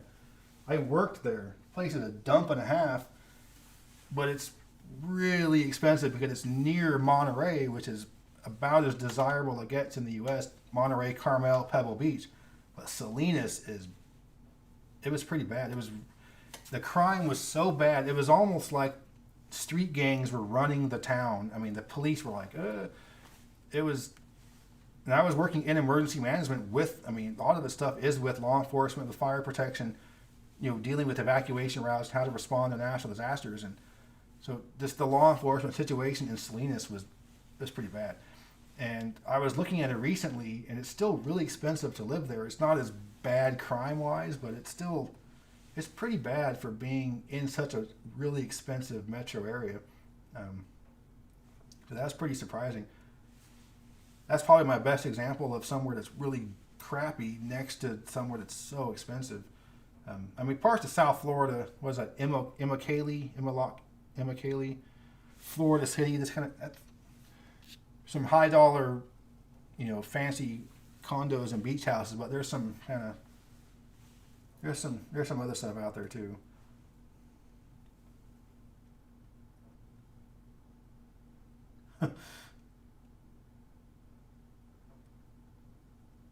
Yeah, winter heating bills versus summer AC. I don't know. That's for us. It's definitely where we live. Wait a minute. No, I don't know actually. I think our bills are more expensive in the summer, but where we live, we're running the air all summer and the heat all winter. There's never a time when it's not one or the other.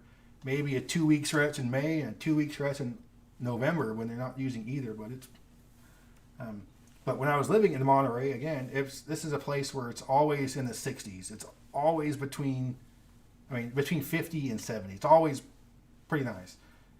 My house didn't have air conditioning or heat. I mean, it didn't, and I didn't need either one. And my electric bill was like $40 a month. It was just whatever the refrigerator and the overall just fees of it was pretty silly how cheap the electric bills were. And then here, our bills are almost always well over 100. Um, so, but I mean, again, I can do heat in the summer worse than or better than cold in the up north.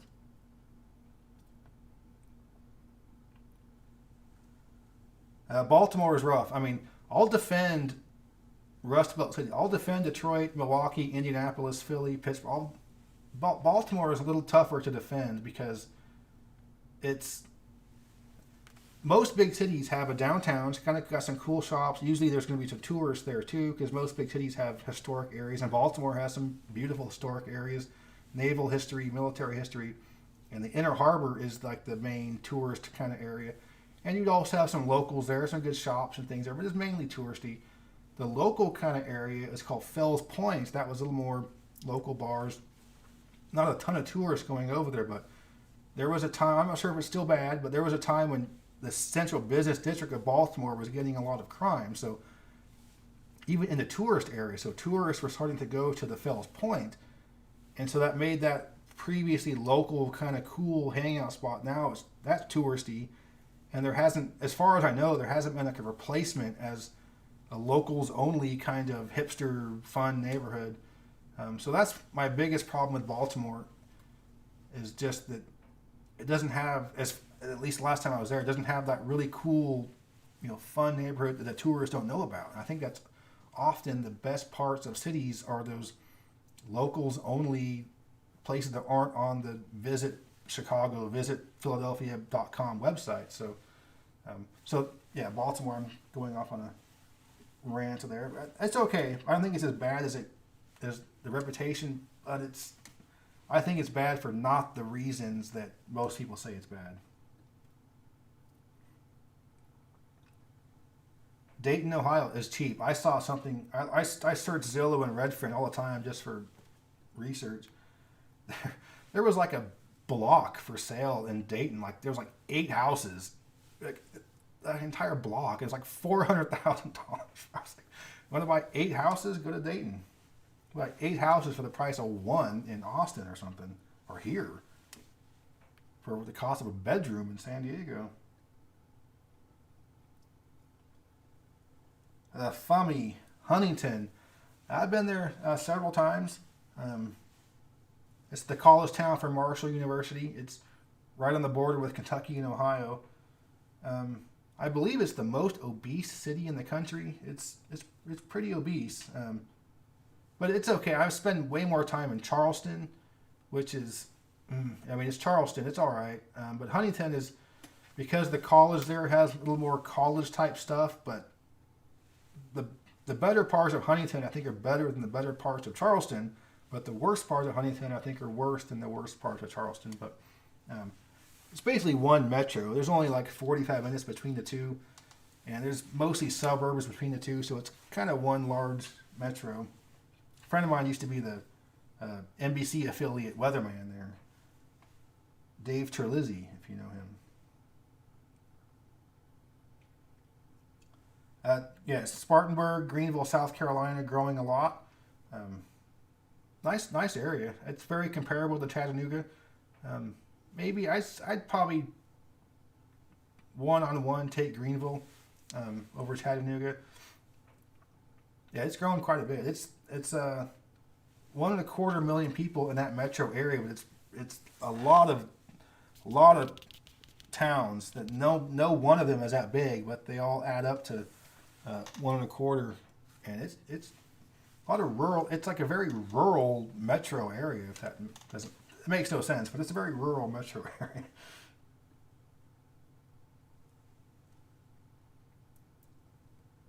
Pac-Man, you know what state my wife hates to drive through is Illinois. This is a long drive. Illinois isn't a big state, but man, that's a long drive. And she was like, how big is this stupid state? Because we were driving from, I don't know where we come from, Minneapolis, I think. And that's a day's drive, man. You wouldn't really expect it. I mean, you know Texas is going to take forever. You know Kansas will take forever, Montana. But you don't really think about these north-south oriented states taking as long as it does because you think more east-west.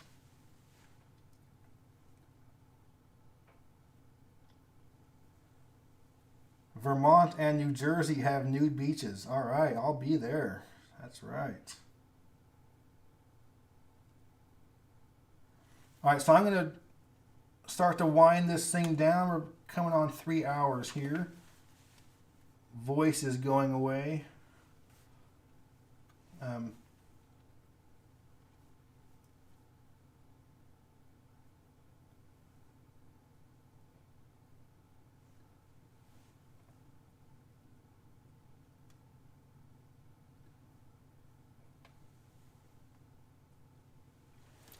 I've not been to Belle Isle in Detroit. I went by it a million times.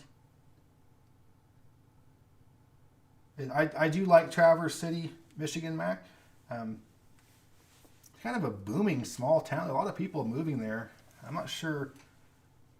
Like, I mean, I can understand the draw of why you'd want to live there, but I don't know how people are. Like, there's no jobs there. I don't know what if it's a remote working city or what. But yeah, nice place, real nice place.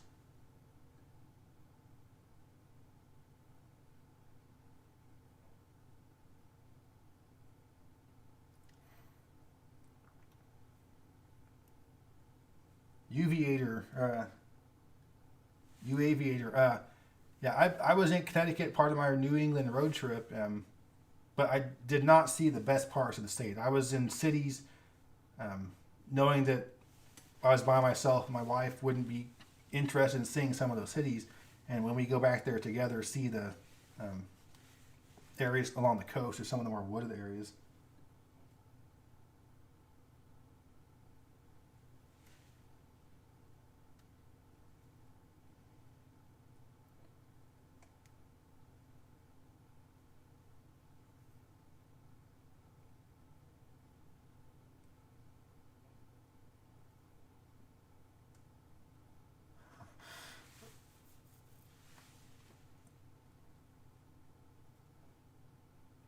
Got Uruguay on here. That's cool. I would love to go to Uruguay.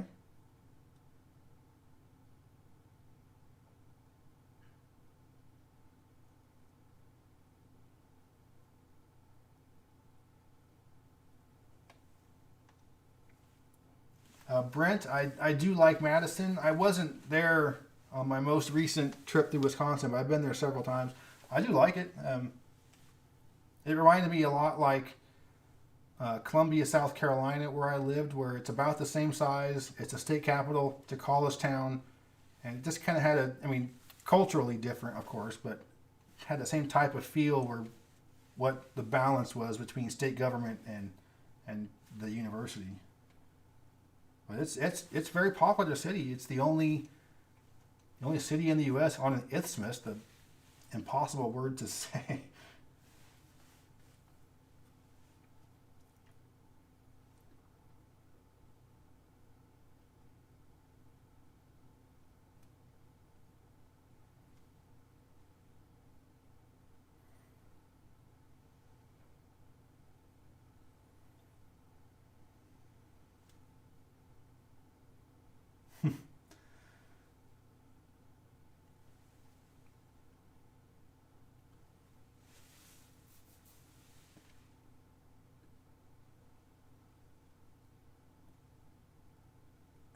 Eric in Tulsa. I was just in Tulsa fairly recently. I was, pretty happy with it. I was there like 4 years ago and then 10 years ago, and I was just kind of like, yeah, it's all right. But then it seemed like it had done some pretty nice things in the past few years. I enjoyed it. The kind of like the Blue Dome area, I think is what it was called.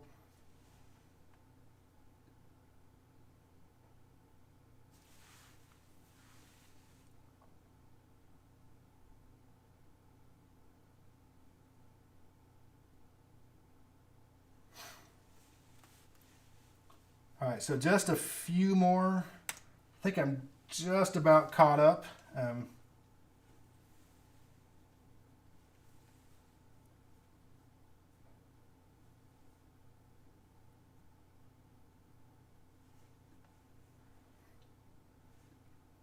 And one thing I see, a lot of folks are talking about Delaware. One thing that's interesting is that my favorite place for a Philly cheesesteak is actually across the river in Delaware. So the Delaware style of cheesecake, I think, is a little bit different than Philly. I just prefer it a little bit more. Don't tell the Philly folks.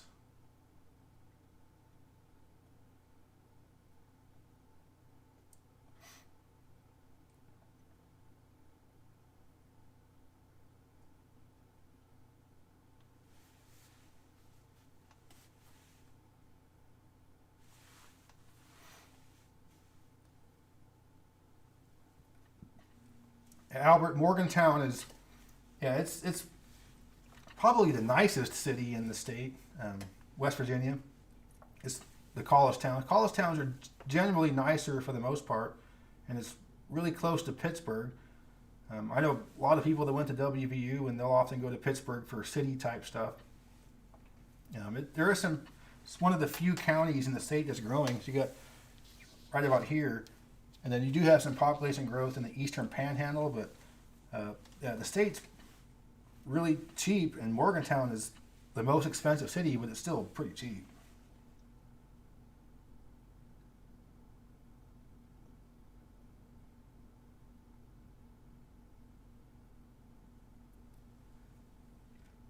Yes, I mean Newport and Block Island, Rhode Island, are the two top spots for me to want to go to next time I'm there. Those are I specifically left those out, knowing that my wife would want to go there, and she wouldn't be too happy if I, you know, went those places by myself. And when we go somewhere together, hey, I'll take you to Hartford, kind of thing. So I went to Hartford by myself.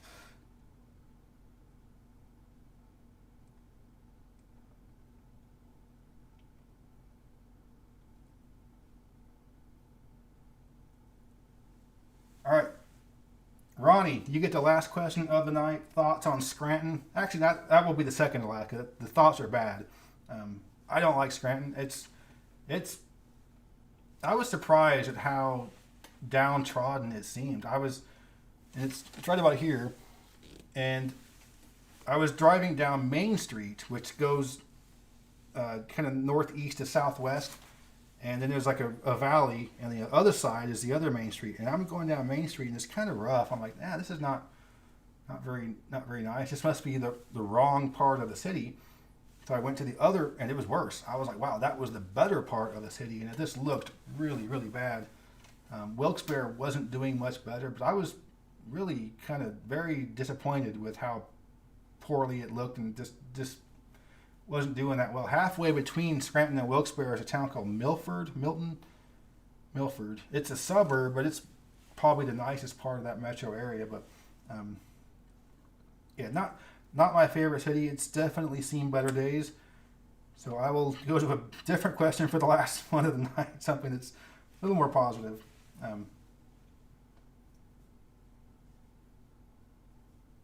mean, Lancaster and Bethlehem for that part of the state have done better.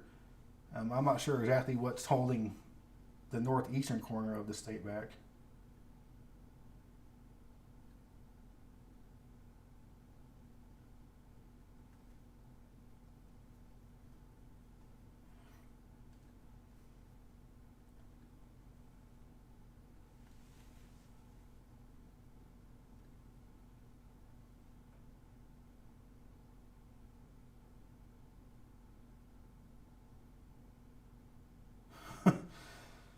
Well,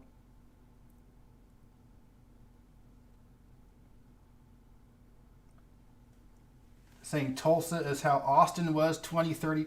I wouldn't go that far. Austin was already pretty weird. I think a lot of people are under the impression that Austin has just recently become this kind of funky place with a lot of just crazy things going on. It's always been like that. It's just there's more of it now. I mean, 20 years ago, Austin was still the live music capital of the world. There was still a bunch of hippies. I mean, it was still it was still how it is now. It's still the college town, the state government.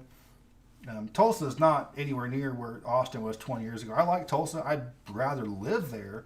But in terms of the culture and fun and just excitement and just the great spot to be young and cool, yeah, I don't think Tulsa's quite there yet. But I don't think it wants to be there either. I don't think Austin is a city that people are looking up to. Let's do what they did. I think it's almost like more like that's probably what we shouldn't be doing. We'll see. It's only going to get crazier when Tesla opens up their big factory. I mean, there probably aren't many places in the country that really don't need a big factory, but Austin's probably one that doesn't need another factory.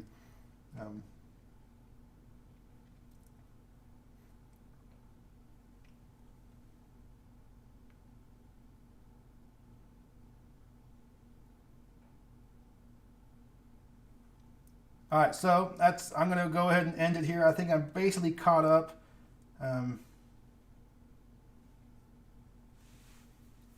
So James, thank you very much. I'm glad that your daughter loves the channel. That's pretty cool. Hope you're enjoying your Father's Day here. And yeah, this is just fun for me. I just like, I could probably do this all night, but I'm not going to. I love you guys, but yeah, I could do this all night. I just like talking about geography, and I appreciate the questions. Some of these, there's some I wanted to answer, but I do keep the channel family friendly. So, but there were some I would have liked to have answered that are a little more not so family friendly. But I'm going to be, have regular videos coming up next week. I was part of a geography quiz competition thing with a few other geography channels. Atlas Pro was on it. Jack Sucks at Geography was on it. It was really cool. So it was hosted by Spaghetti Road, which is another geography channel. And so he's going to post that probably sometime this week. I'll send the link to you. It was a lot of fun. We had a lot of fun. It was like 4 just nerdy dudes. Just yeah, it's probably not exciting for most people, but it was really cool. So that should be up in the next week. And I will do, like I said, I'll do a regular video about the map where it's just like a normal, not live video talking about some of this stuff, and I'll go over, how you can participate. And so that'll be after. I'm assuming there'll probably be a decent number of pins coming in this week after doing this and updating it. And so I'll do the video after I've got those up there and kind of have an update to provide. And I probably will do a GeoGuessr quiz type stream, but it would have to be just that. I can't combine that with a Q&A session because I go on for so long with these things. So I haven't done a live in a while. I usually do them every 2-3 months, but it's been 6 months, so I'll get back to doing these.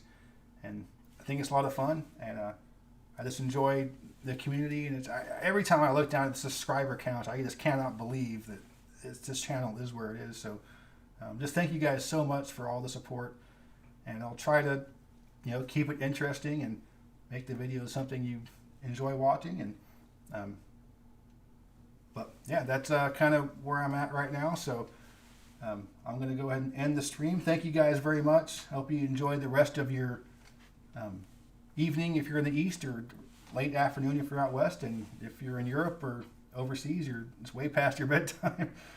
So I'm going to go ahead and stop this right now. Hope you guys enjoy the rest of your day, and I'll look forward to seeing you when I post my next video. Later.